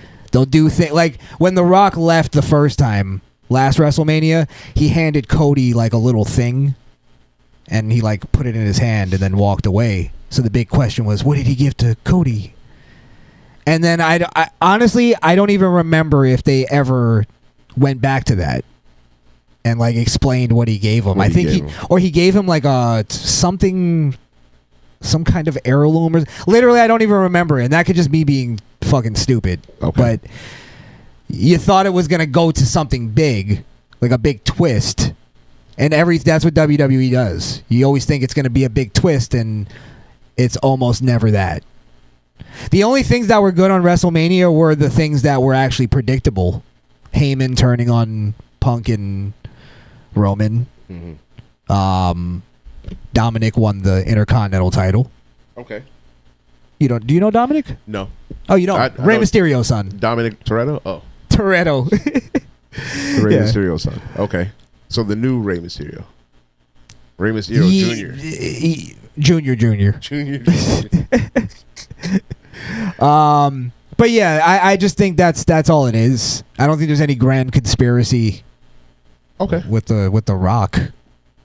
Okay. He is a douchebag. Don't get me wrong. Super douche. Yeah. All right. Well, look, I sent another thing. We can move on. Do one more. Yeah. Well, I don't know if you had anything else after this, but last thing I'll say is fuck Cody Rhodes, and I'm happy he lost the title. Now he'll stop boring us with his shitty title run. Went on for way too long. It's over. It's over. I sent the go up. Oh, sorry. Keep going. I saw a Charlemagne clip. Is that? No? That was Okay. a Biden aid. I don't know if I want to get into. All right. Yeah. She was talking. What did she say? Hold on. Let me think. What did she say? You know what? Oh, you know what? As Trump supporters, I think we do that. Let's do that. Let's do that one last because I think the cop clip that I sent is really interesting. Okay. All right. So go down. Go down. Was it that crackhead looking? Yeah. There we go. So How did I know? When you say cop video, I was like, I know which one it is. So let me set it up real quick. Full screen it so you don't see the title. Okay, sorry. I'm not looking. It's real quick. It's only 25 seconds, so we can move on. Police have arrested a woman in Florida. Her name is LaTrance Battle after she allegedly impersonated an ICE officer in order to kidnap her ex-boyfriend's wife at her job. How do you get involved? Can this be a certain segment? No? Nah. Okay. Nah, because I mean, I was just asking. It's too short. I feel like those segments we have to like dissect. We don't have to. We could be short. All right, fuck it. All right. Look around here. There's enough niggas in here to make a Tarzan movie. Everybody must eat. Everybody must eat. Everybody must eat. Yo. fucking fire alarm gets you every time. Yeah, so I guess you just can't. Now you can't take them to their own cars. Take them to their own cars. Step out. Turn around, face your car.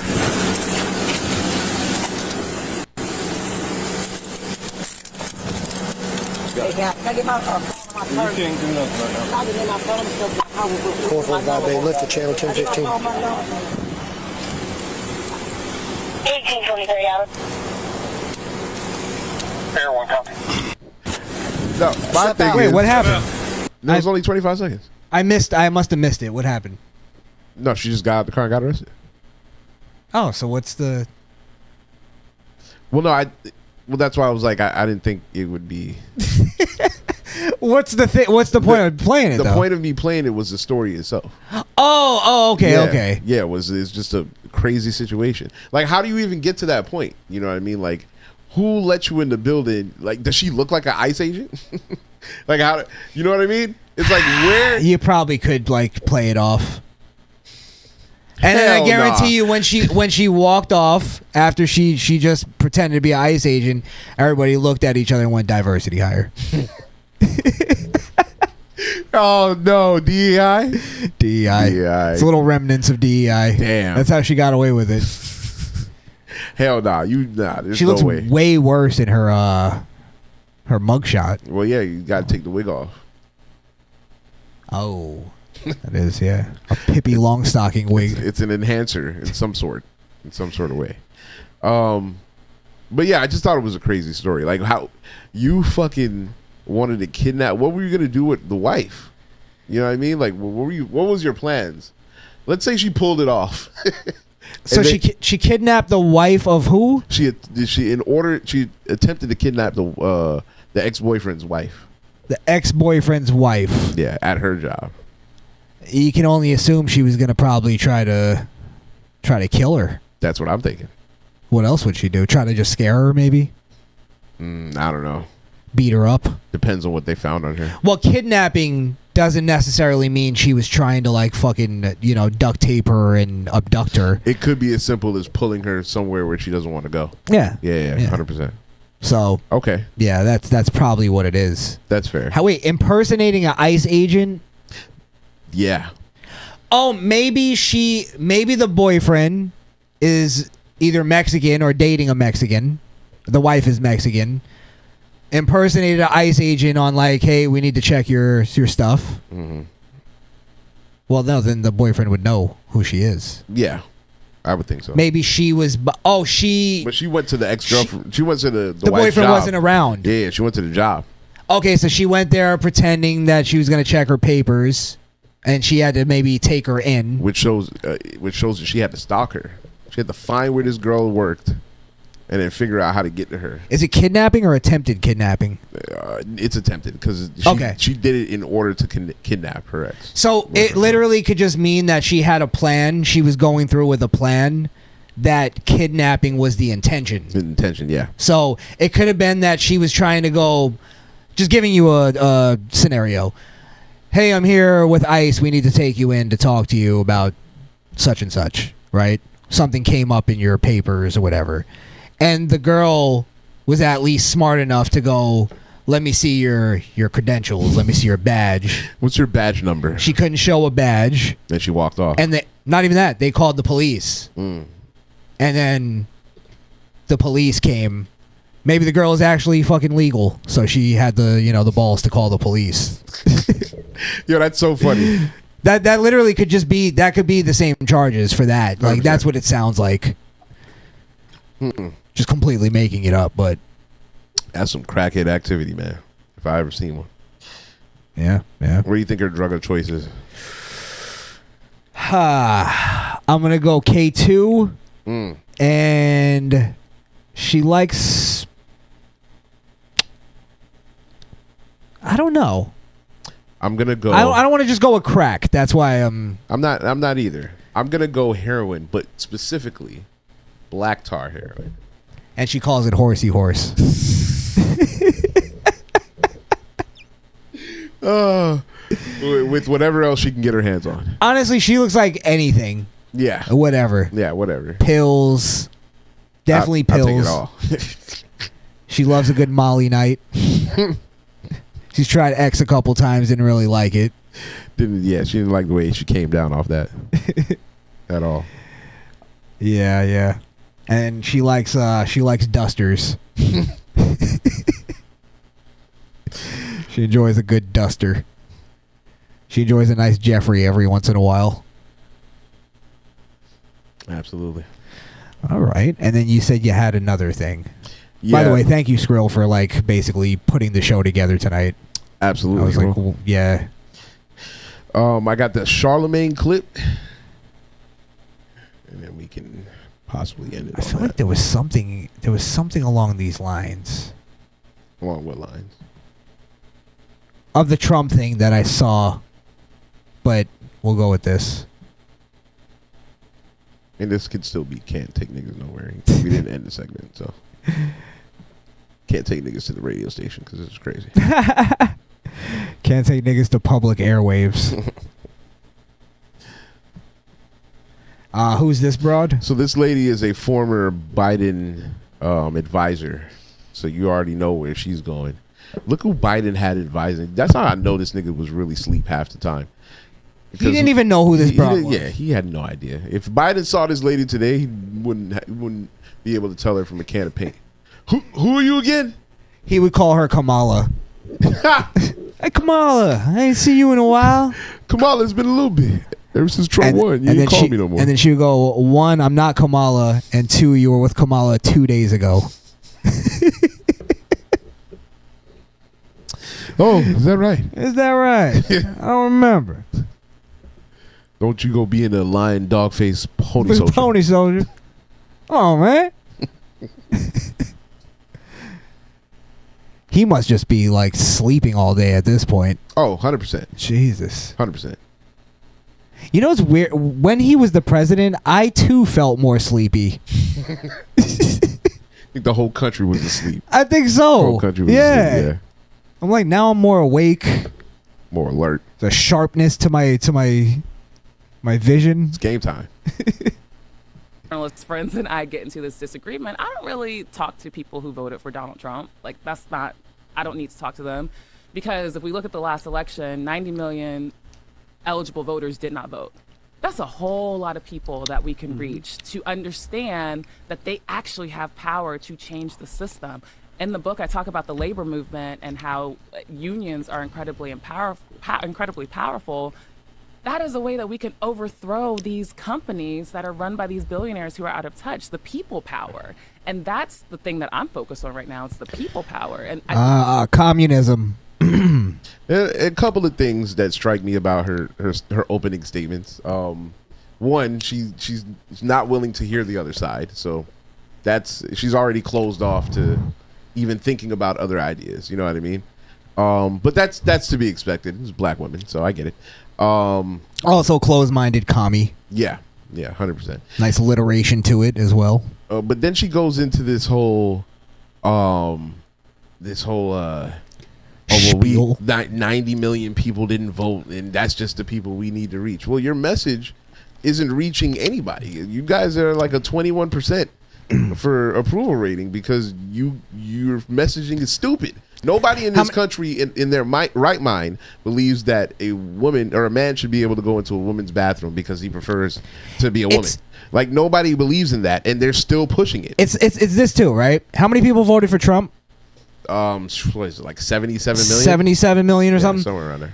They did everything in their power, used every utility they had, every piece of media, movies. He tried to kill him. They tried to kill him.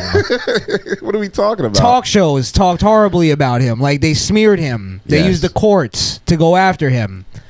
They did all of that, and still 77 million people decided to vote for the other guy, and 90 million decided to go, I'm not falling for their brainwashing, but I'm going to sit this one out. Yeah. I'm still not falling for their horseshit, because if they did, they would have voted for the Democrats. So basically, your brainwashing powers have fallen that far that 90 million, like the majority in both of the categories, decided not even to partake. They're just that sick of you. Like, I'm just not even going to do anything. They don't like Trump, but they fucking don't like you either. Yes. And you're brainwashing them. Yes. So take that for what you want. And then before you play the rest of it, again, this whole billionaires, we got to stop the billionaires, eat the rich. It's like, bro, you worked for the Biden administration. You can't tell me one company that Joe Biden or his son owns where that money is coming from. You claim that Trump has an oligarchy in the office, yet Kamala had way more billionaires fucking going and trying to get her elected. They piss on us and tell us it's rain, and I hate the shit. It's annoying. I get you. Let's play more. Let's hear more of this nonsense. This dribble that Charlemagne was going. Yeah. He actually pushed back a little bit. Yeah, you'll see. Is Charlemagne starting to? I don't think he's starting to come around. I think, and this is why I'll give credit to Charlemagne. He's open to talking to the other people, and I think it's by default because he works with Schultz and he's actually good friends with Schultz, and Schultz is on the other side, so he's kind of forced to see the other side. But I think in doing so, he's more open to talking about it for sure. There's a funny story. The place that I work now, that DJ Envy came in one day, surrounded by security, and nobody gave a fuck. People just looked like, wow, who is that? Like, had he had no security around him, he would have just been another nigga. He'd have been fine. Yeah. He'd been fine. Another nigga walking around. Nobody was like, yo, is that DJ Envy? Yeah. Hey, yo, Envy! Nobody would have said that. That's crazy. Maybe New York, he might get that. I think you would need security in New York for sure. Yeah. But down here, nah, ain't nobody recognizing you, bro. You think he popped? No, people recognized him. They just didn't give a fuck. That's what I'm saying. Damn, I think that hurts worse. Yes. Like the fact that you also paid for security that nobody, like, you don't need it because nobody like gives a fuck. Nah. Like, you're there, but nobody cares. You never know. It's dangerous down here. X didn't have security. That's fair. Yeah. He was also a gangster rapper. Was he? Yeah, he was pretty thuggish. I liked X, but he was. I don't think. But did he? I think he started with the gangster rap, but I think his album wasn't really gangster. That's rap. what bothered me about his death, was that I felt like he was making a change to go into more of a rockish area. Yeah. And I thought he was going to be really good in that. So he would have killed it. Yeah, but yep. That's what happens. That's what happens, man. Fucking. That's the culture. It's the fucking culture. We've conceded our power to these people that we've elected, not realizing that I pay taxes, so that means I pay your salary and you work for me. If people power wasn't so imperative, why did all these elected officials shut down those town halls because they didn't want to hear from their constituents? She's still talking about company owners, right? No, she's talking about the people in government. She's talking about the government now. The current government, right? Are you sure? Yeah, 100%. Because she switched it. She switched. Go back a little. Let me go back a little. I'm sorry. That's the thing that I'm focused on right now. It's the people power. And we've conceded our power to these people that we've elected, not realizing that I pay taxes, so that means I pay your salary and you work for me. Okay. If people power wasn't so imperative, why did all these elected officials shut down those town halls because they didn't want to hear from their constituents? Because those loud voices are disruptive. And so, look, the Democrats got a lot to reckon with. It's the reason why I work for myself, so I can actually challenge them from the outside, because I think it is extremely, it's not just that it's too late, but it is harmful to communities who are dying because of what is happening. It's harmful to communities who... What's the context of this? What's happening? I believe she's talking about the deportations. Do you notice they always go to that when they can't think of something? People are dying. Yes. Die every day. Everybody has an expiration date. Yeah, be a little more specific on how is owners of companies causing people to die? I think there could be something said for maybe their business practices outside of the United States. Sure. On, say, factories, things like of that. But that's nature. not the context she's talking about. No, it's not. Of course not. Yeah. I'm saying to make it make sense. You're reaching, like, purposely. Yeah. To make it make sense, you would have to put it in that sort of context, because anybody working over here, we have too many laws and regulations, labor laws that'll make things like that impossible. So what is the harm and the death that she's talking about? And that's why I'm saying I think she's talking about the deportations. Harm. Yeah, that's a real big. I'm telling you. They really got on that Abrego thing, didn't they? They did. Yeah. By the way, I know we talked about this on the show. Somebody brought it up. The hairdresser, the gay hairdresser Was that our show? No, I don't think. Wait, the gay hairdresser. What is that? What does that have to do with? It's a gay hairdresser that got deported because he too got caught up in a MS-13 raid. Yes, that was our show. Yes, that was our show. Yeah. Turns out that guy did have an affiliation with MS-13. Also, remember last time we were talking about Abrego, and we were trying to figure out that thing, that name, Chaprut or something like that. That was his position in the gang. I forgot what it was called, but it was some kind of C. It was a C word. I don't remember. Chakit or something like that. Yeah, something like that. I found out what that means. It's basically, you know how in the gang, to become like a full-fledged member, you have to kill somebody. He's literally the member. Like, all he has left to do for his initiation is to kill somebody. Okay. That's what that position is. Wow, he's right there. So he's literally right at the cusp of, like, either he doesn't want to become that level, or he's like getting ready to. Or he was getting ready to. Yeah. So either way, he's that far up in the gang, and he's actually in the gang. That means he's a member of the fucking gang. So to get to that point. You're just not a full-fledged member. You're like a close affiliate. You just don't get all the perks that you do as a full-fledged member. Come on, man. Said it. It was Chillstream. Chillstream. Sorry. Thank you. Yes, thank you. Come on, man. Final Frontier also said it's William in California. I just looked for your show for future reference. I believe that was the gay barber, maybe. Yes. Yeah. I don't know if that was his name, but he was also, I don't know what his level was in the gang, but he was definitely affiliated with the gang. So, do they have a Spanish word for cocksucker? Isn't it maricón? Yes. Yeah. Yes, we all know that. Grow up in Florida, you're gonna hear that once in a while. A lot, actually. Well, here's another thing, because I heard somebody make this point, and I think it's a really solid point. Is if somebody, like, let's say you were gonna be like, you get deported for being a gang member, or you could get deported for, like, whatever reason, right? Or let me do it this way. Let's say you're going for your citizenship, or a green card. There's many reasons that aren't criminal that you can get denied for your green card. That isn't based on your criminal activity or anything like that. Right. Sometimes that also means, because I'm going to tie this into the Hamas supporters that got deported, that were here on green cards and visas. I think that's perfectly fine, and I'll tell you why. Because if you're going for a visa or going for a green card, and it turns out that you actually showed support, let's say it's on Facebook or whatever, you showed support for terrorist groups, they can deny your visa for that reason.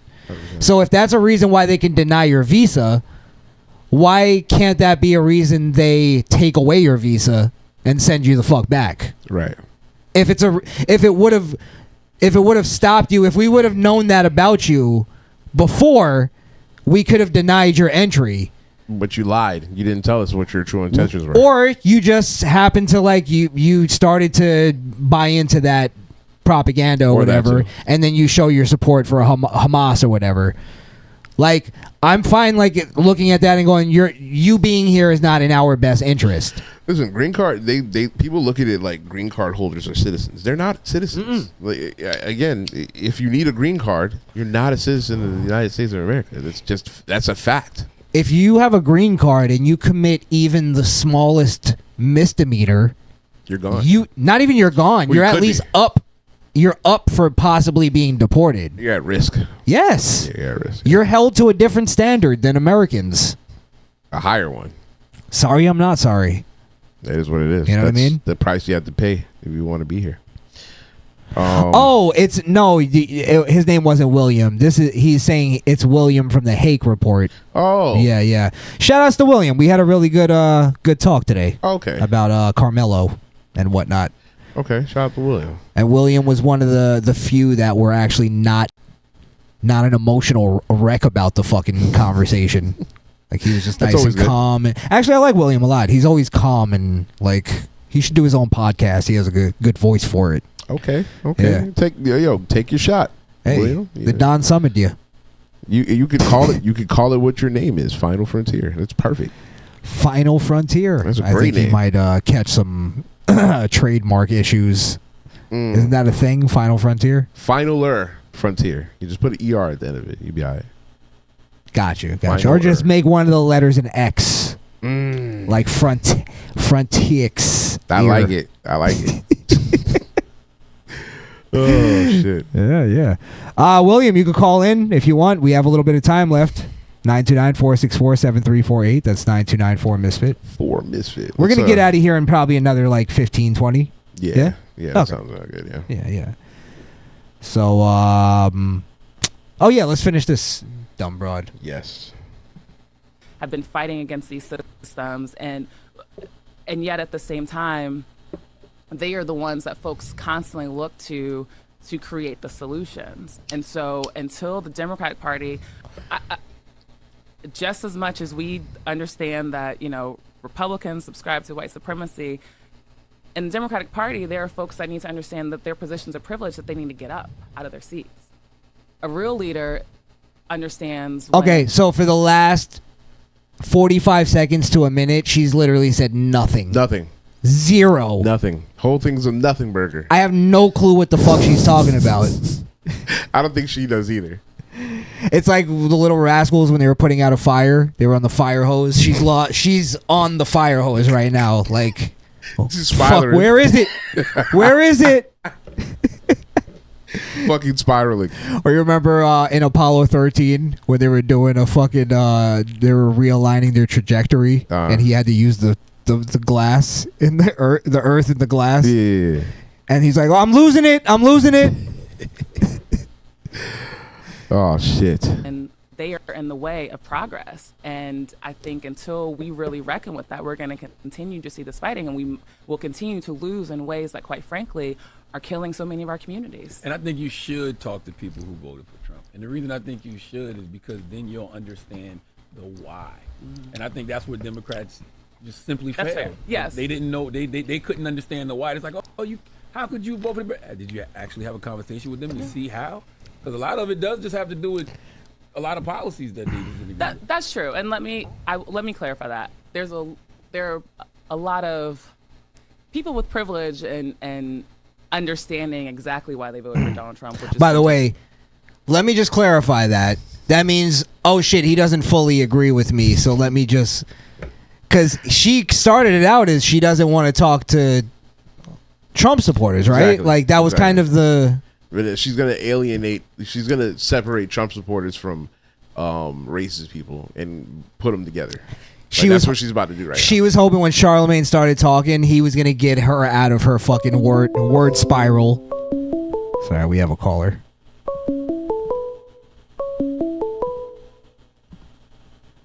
Caller, hold on for 1 second. But yeah, she thought he was gonna get her out of her word spiral, and he didn't save her. She was like, "Oh shit, okay, let me change trajectory here. Let me clean it up a little bit." Yeah. All right, we'll go to the call because she's just saying a bunch of nothing. Yeah, it's nothing. It's a nothing. But she's about to real quick before we get to the caller. It is the final frontier, Crishaun. Hey, Nice. Wait, we're gonna play one more piece of this video, and I promise I'm gonna get right back to you. Give me like 1 minute. No problem. All right, thank you. So she said something important here. No. So I want you to hear what she says. It's not important. It's stupid. But, Okay. yeah. All right. Around race that I do not like to engage with. But to your point, if I think about where I grew up, if I think about people, you missed it. It was a little bit before that. She essentially said people with privilege. She doesn't look at people with privilege who voted for Donald Trump because they can tell you exactly why they voted for Donald Trump. So she's saying that people without privilege who voted for Donald Trump can't tell you why they voted for Donald Trump. She's basically saying, I don't talk to Trump supporters because I already know. Yeah. That's kind of what she's low-key saying. Yeah. I already know. They're racist and sexist and bigots. Yeah. Yeah. Yeah, it's just it literally... It's a nothing. She's a little bit better at word salads than Kamala is. flows better. It flows much better. That's only because Kamala's usually drunk. You're right. Sauced up. This girl's not sloshed. Yeah. All right, let's get to William, man. William, Final Frontier. How you doing, sir? Doing okay. How you doing, Crishaun? I'm good. You're here with SkrillKill as well. William, it's nice to meet you, sir. It is so nice to meet both of you guys. I've been meaning to get to your podcast for a long time, Crishaun. We do engage really good. Today we were talking about the single parent, 2-parent home thing, and how the Carmelo Anthony family is trying to paint a narrative of being a victim. And Crishaun and I was talking about that doesn't seem like a good defense because you are at the mercy of the state. William, I'm sorry to cut you off, but can you actually explain that? Because I forgot to mention that when we were talking about it. Can you explain the 2-parent situation with Carmelo? Because I didn't know this before you talked about it. Yeah. I'm 64. I grew up in the 70s. I come up in the 80s and 90s. I'm retired. I don't have to work anymore, but I do know I have had girlfriends. I've had girlfriends, fiancés, and other men. Silver children. Fox, I see you. I've been around, man. Big but money. I don't do it anymore, man. I don't do it. I don't know what came on me 10 years ago. I said I never want another woman that has children. And the older I get, the more chances of that not being the fact. But I came from a 2-parent home, and my father and mother were married, and they raised me. And I know about the stepfather thing. If this guy had somebody raise him other than his father, yeah, we do call that fathering. Okay. But for this situation to try to point the narrative that he come from a 2-parent home, if that was me and I was arrested at 17 for capital murder, I pretty much was telling Crishaun today, it wouldn't be my mother speaking. It would be my father, and he would say very little. And he would probably help my defense by being compassionate to the family that lost their child. So you believe that what we're seeing is not Carmelo's real father, or that it's not his real father. I don't know it, but I've never had children. But here's the deal: if my wife is there, our son is getting accused of capital murder, and we're on national TV, and she's doing all the talking. No, that ain't gonna happen. You may not even be making an appearance because women have a different relationship with their children.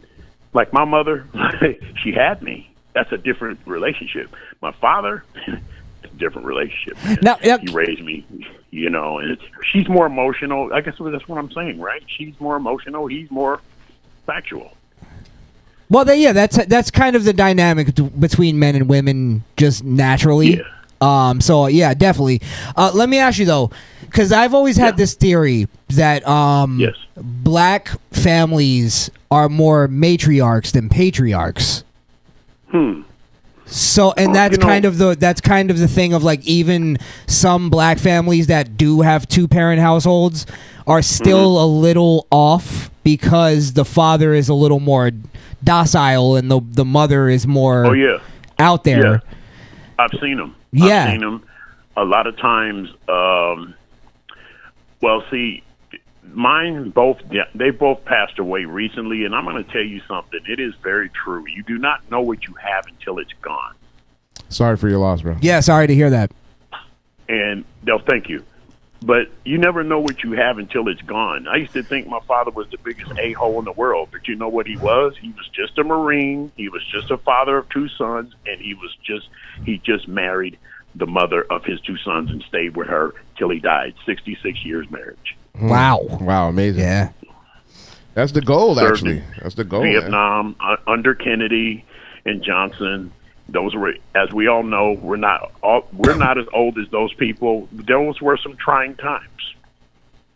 Yeah, the 1960s, and I didn't think of all this stuff when I was, let's say, I was born and Kennedy came in office. By the time I was 8, he was assassinated. King was assassinated. Was Kennedy, Malcolm X, Robert Kennedy, then MLK, and by the time I was 8 years old, I didn't know anything about that stuff until I got grown. So that's how old are you again, William? 64. 64. You did say that at the beginning. Yeah. 64. 64. Retired. Ain't got to work. And so when I go on, I don't mean to promote another man's show, but Crishaun can tell you, there's like one caller named May. She hates, and I'm going to tell you about black men and black women's dynamics. Most black women do not like a man to be a man. They like that guy that you're talking about, Crishaun, that's going to be quiet and roll with everything. William's just not one of those guys because of the man that raised him. Like I said, you never know what you have until it's gone. When my father died, I thought of every good value that he taught me as soon as he started breathing. I used to think it was I used to think he was too tough for me, man, but he just that was his way of loving me. Yeah, it's tough love. Tough love is real love. Well, I don't mean to cut you off, but as a elder statesman, are you still currently active in the dating marketplace? No, I have a girlfriend, and I get accused of liking white girls only. They said this guy cannot have income, property. He cannot be the type of black that's not a Democrat. He cannot be the type of black to not agree with us. I was raised to be an individual, and it doesn't take rocket science to say that something's wrong. Amen. Gotcha. Yeah, Gotcha. 100%. So I take it your girl's a vanilla, huh? Snow buddy. Snow buddy. No. Oh, okay. She's black woman. She's Okay. a black woman. Oh, but you're saying you get accused of those things. Yeah, they think because of how Crishaun knows my dynamics. He knows how I don't agree with everything that my black people do. They're acting out right now. 100%. Now, now I'll take you back. Mr. and Mrs. such and such, I don't want to dox myself, talk about my parents. The boys have climbed the fence and picked every apple off the tree, took the fish out the pond. Yeah. Send them around the corner. Yeah, we know they did that. What we have right now with blacks right now, they're justifying their wrongdoings. 100%. And it's not good. And if you notice who's doing it, the women. Yeah. Because the men aren't present. Well, you look at this too, though. That's the problem in all communities, I think. And that's why I brought up the patriarchy thing, right? Is because when you look at, for instance, pedophiles, who actually sympathizes with pedophiles, it's usually women. Almost typically always women. Yep. Men, for the most part, we don't play with that. Yeah, that's we don't play around with it. We don't play around with that. No, we don't play around with. As a matter of fact, women minimize. I can tell you, the person in my household that would try to minimize my behavior, and it would always be my mother. Yes, yeah. And my father would always come home, and he would say, "Where are your boys at?" Because you know what, I'm gonna kill him. We did everything under the sun to that man. He was into professional racing all over the country, so I had a lot of traveling under my belt by the time I was 18 because we're going from track to track during the summers. That's dope. And William, you had a lot of white friends. Professional racing? I did. I mean, I'm not. I mean, but see, my white friends didn't cave in. They can get on the basketball court, football field, and if Come on now, you know white man can't jump. They look at me and say, "Hey, what should I do about that?" I said, "Man, you address that," and they did. They didn't cave into that stuff, and I don't really think. No, when I really think about this, man, we didn't really think about that race thing. We're too young. Right. I mean, Jim Crow, redlining. Who's that? Maze that always does that? Yeah, it's a lot of them. She's not even old enough. Do you know she's not as old as me? And I've told her. Really? She hates me for this one. I tell her, you don't get to bring out Jim Crow because none of us grew up with Jim Crow. All right. And that's coming from a gentleman of your distinguishment. By that I mean my age. mother. Hey, guess what, Crishaun? My mother was from Louisiana. My daddy was born in Texas. I was born in Louisiana. I asked my mother before she died about it. I said, "Let me ask you something. In Louisiana, in the 50s, did you guys see a black man hanging from a tree every weekend when you turn a corner?" You know what she said? What? Hell no.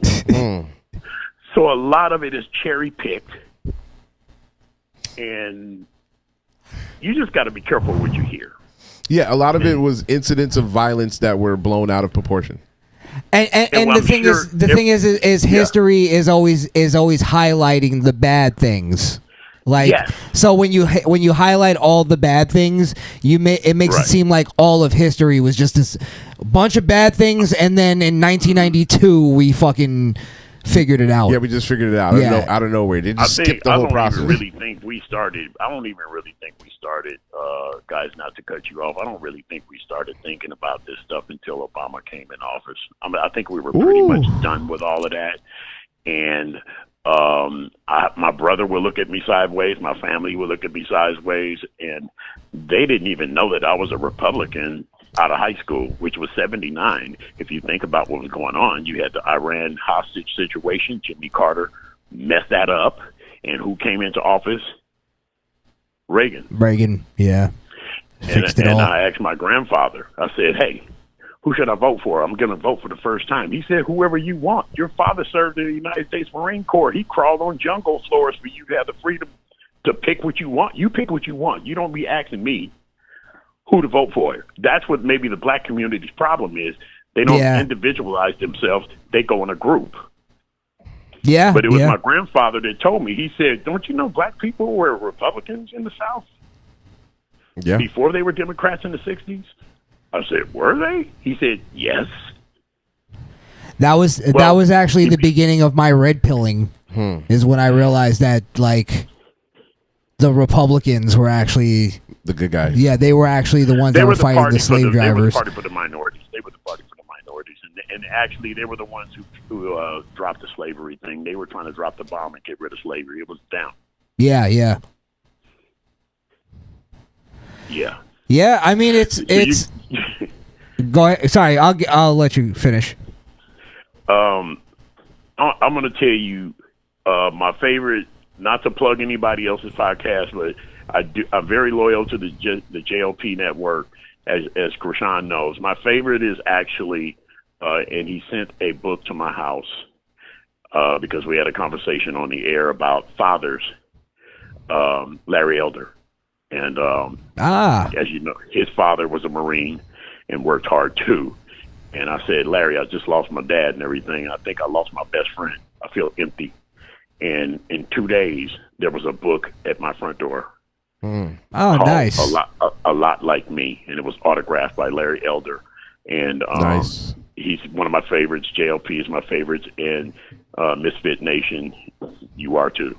Oh, wow. Hey, listen, that means a lot. You putting us up with those names right there. Absolutely. Because I love both of those guys, too. That's some pretty good company. I feel like I don't even deserve it, but I appreciate it, William. Hey, we appreciate it. Yeah, you got that. Hearing that from that nice, like, rumbly voice. Subject today? What was your subject today? We were just all over the place, honestly, because we didn't have a show planned. So we were just kind of chilling. We talked a little bit about Carmelo. We talked a little bit about... what? I'm having a horrible memory today. We talked about Shannon Sharp. Shannon Sharp. Yeah, we talked. What's your thoughts on Shannon Sharp? Ad nauseum, actually. What's your thoughts on Shannon Sharp and taking down a nice black man like that? Yeah, he has he got some allegations or something, I think, going. Yeah. Apparently, there's a OnlyFans model, that's charging him for rape or suing him for rape in civil court. Oh, wow. Yeah. She claims that he put it in the wrong hole without her permission. Really? Yes. Yeah. Well, we call that slippage. And William, you as an older gentleman, you know that we've all been there. Yo, Chris. Yes. Thank you. Absolutely. How else do you get there? It has to be that, oh, my bad, it was an accident, but it wasn't. So she wait a minute. If you're into it, it wasn't an accident. She's accusing him of going to the wrong street. He popped it in the wrong and she's orifice. she's got I text know we've all messages. been there. I know you guys heard this before. That's not it. Not the wrong one. Wrong one. Yeah. And then you go, fuck, she's not into it. All right. That's why you usually got to let me start get with a this thumb. straight.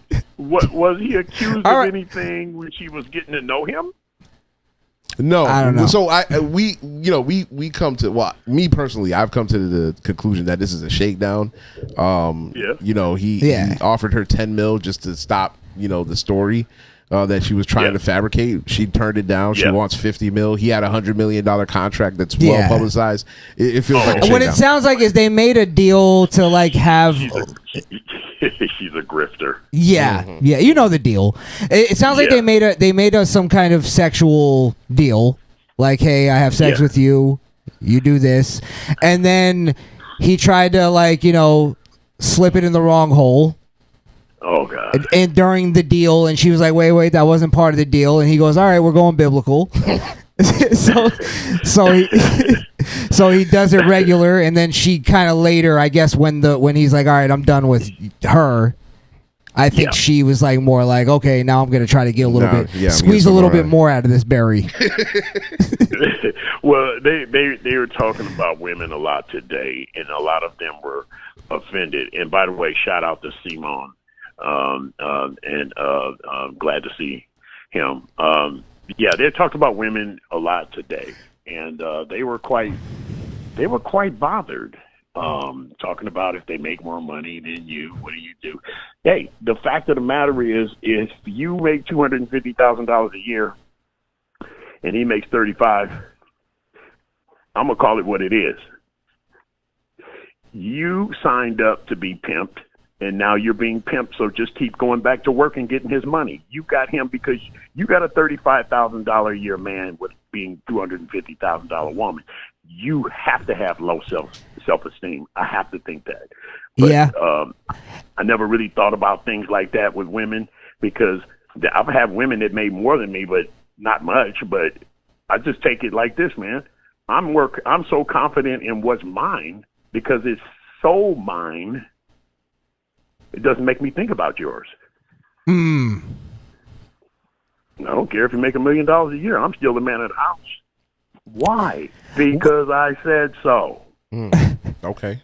Well, there's also a thing of like morally. They actually like you better. They like you better, Crishaun, if you be a man about stuff too. Yes, you're right. You're right. Like, he could have easily had those women by putting his foot down a little bit, but he wanted to go the easy route. He wanted to use a cheat code. Paper. Yeah. And some of those kind of men, you already know, like we were talking about Maze. James asked her many times, do you have a husband? Of course I do, and I love him to death. A lot of times that's a low self-esteem woman if she's got a man that has a woman that talks that much.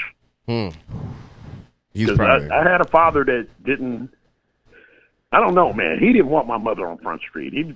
He just didn't like that, And no I don't know how does. they made that work for so long, but I think what we're missing nowadays is we have a lot of women, but we have a shortage of ladies. And also there's power and privacy. There's also an appreciation, I think, that women miss now of men. Like, I told my girl, right? I was like, listen, like, I could be out there cheating because I can get women. So, and the temptation for me to cheat is harder than the temptation is for you to cheat. So in actuality, because we have those two different standards, you should thank me every day that I'm not out there cheating. And that would make it so that if I'm not cheating, I don't resent her as much. Because so men just naturally... You're confident. You're confident in your skin.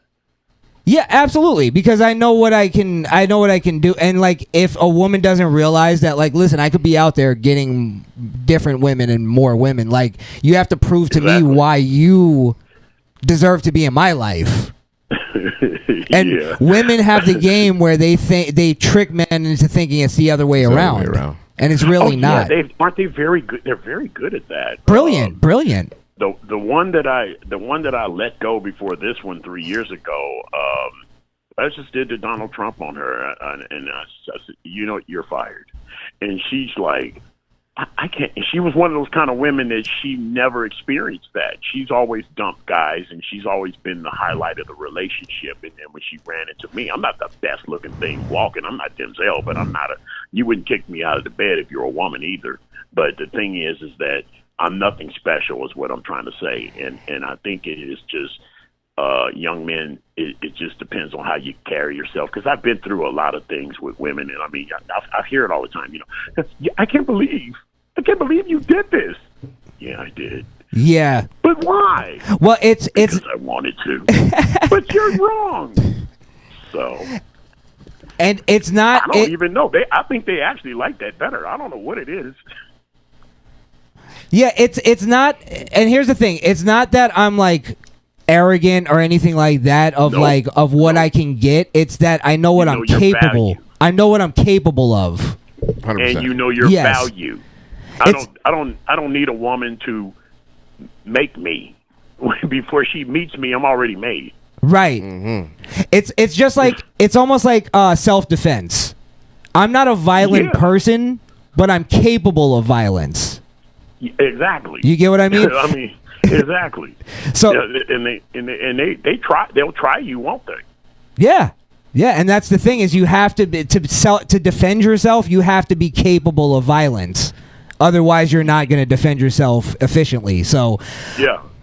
Listen, William, sorry, we have to end the show in a minute here because we have to run. And I'm gonna just play it back and look at the whole thing. And I'm glad I finally found you because I've been meaning to get with you, and I'm glad we finally made a connection and everything. Because we don't get that much time on Hake, but I'm glad that we sat down and talked. I've always liked you and Big Bump both. I've always liked you guys, and I'm glad that I tied in with you here now. Yes, thank you. Let me just tell you too, we're gonna be moving to Rumble pretty soon, so you might not see much of us on YouTube. I really don't know how to do that, but I'm sure you'll walk me through it, won't you? Go to Rumble, rumble.com/the Misfit Nation. In my app on the phone. You know what? It should be in the description, right? Yeah, it should be in the description. Yeah. Okay. If you follow, do you follow me? Do you follow me on X? Haven't followed you on X, but let me do this. You're running out of time. When are you gonna be on again? I honestly don't know. But we try to do a weekly show. We're on at least once a week. Go to Hake's last few posts and you'll see me because I was just on the show. You already know. Okay, I do have a pen. I got a pen right now. Okay. So you said Old school. Show your age, baby. You got your little black book out. Yeah. Is that an inkwell? Is that an inkwell pen? Crishaun. It's CRISHAUNTHEDON.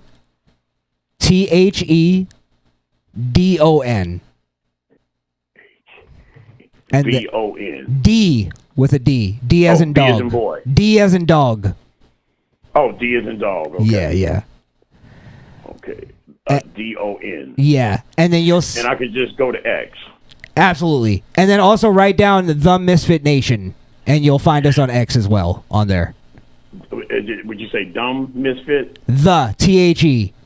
Oh, the. Yeah. Okay. We are dumb misfit, but just a little bit. Is that two S's? No, just one. MISFIT. Nation. Okay, I got it. Yep. I got everything. All right, get at us on those platforms. Good talking to both of you. You too, my brother. Absolutely. Thank you. All right, you have a great night. All right. Nice meeting you. Yep. Peace. Good guy. Yeah, man. William. Yeah, William, man. Everybody, that was great. See, listen, we not just for the kids, man. We reach all demographics. All demographics, you right? know, it's just tell your grandpa. Watch the Misfit Nation. Yes, sir. Yes, sir. Oh man. Oh man, yeah. All right, well, let's get out of here. Yes. We do thank you all for tuning in. Looks like we got a lot of Hake crossover. Little Terry Strange in the chat, getting strange. Yeah, absolutely. Actually, she's been in the chat for the past few lives. Yeah, I've seen Terry in here. She's becoming a fan. There's somebody named Lewis in here. Lewis is going off.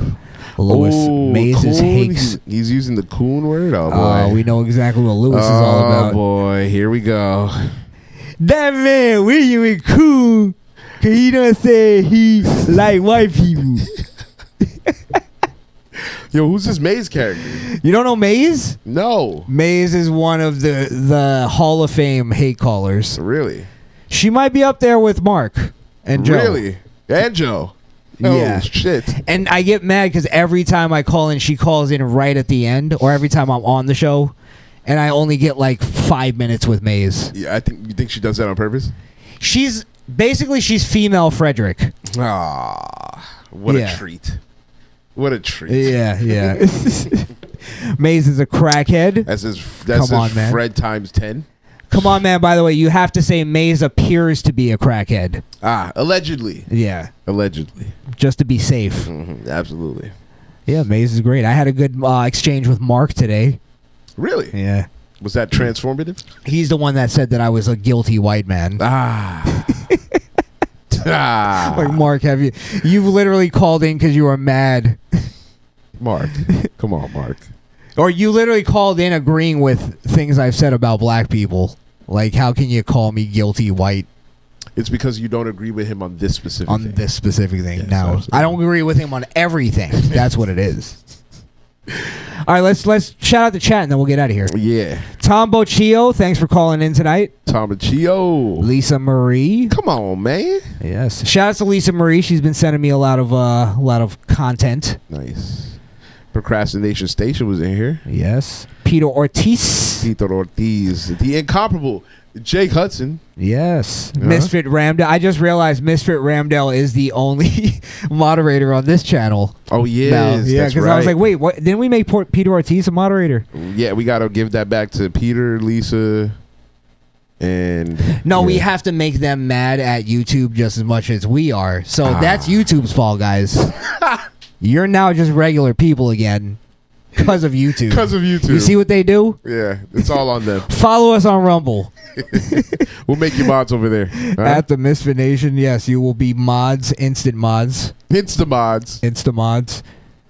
Shout outs to Rumble, moving soon.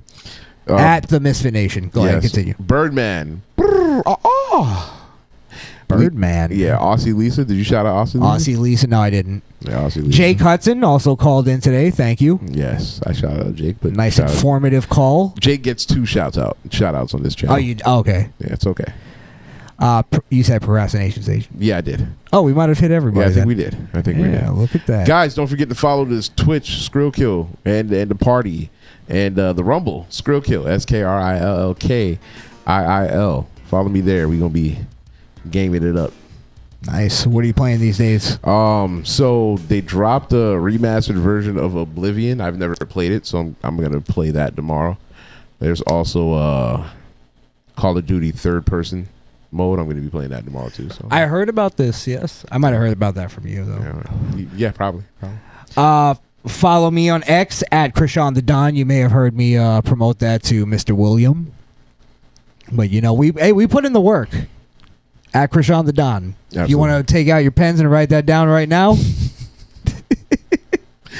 He never answered my question. I asked him if it was like one of those feather inkwell pens. It's kind of skirted past it. Let's go. He before he wrote, he went. Yo, shout out to Will, man. Great guy. Will was like, all right. What do you got? What do you got for me? Think he put it in his Trapper Keeper? His Rolodex? His Rolodex. Oh, it's perfect. It's perfect. You could follow us on all social media platforms at the Misfit Nation, Rumble, Odyssey. Actually, that's fucking... Never mind. We're fucking canceled from some of those. Yeah, some of those don't work. Some of those links, it just goes to error. You will get a 404 with some of those, but just keep trying. It's like the lottery. You might get lucky. Oh, shit. And buy us a coffee at Misfit Nation. Buy me a coffee. I think it's buymeacoffee.com/the Misfit or /Misfit Nation. Excuse me. Okay. Couldn't change that. Couldn't match the rest, so it's all good. It's Misfit Nation. And shopmisfitnation.com. I'm going to be revamping shopmisfitnation.com very soon. But get what you can from there now. And that's it. Oh, guys. Rumble, one last time. We are moving to Rumble. If you're not aware, at the Misfit Nation, I'm sorry, Skrill, at the Misfit Nation on Rumble. Go over there. Follow both pages, the user and the channel page. Hake actually gave me a little schooling on that. So follow both pages. And you will be in tune with the new and improved Misfit Nation. Misfit Nation Reloaded. Skrill. Go to clip. Jamie, play something, please. Jamie, can you pull that up? I'm dying over here. All right, we are fucking out of here, guys. Peace. Fuck off.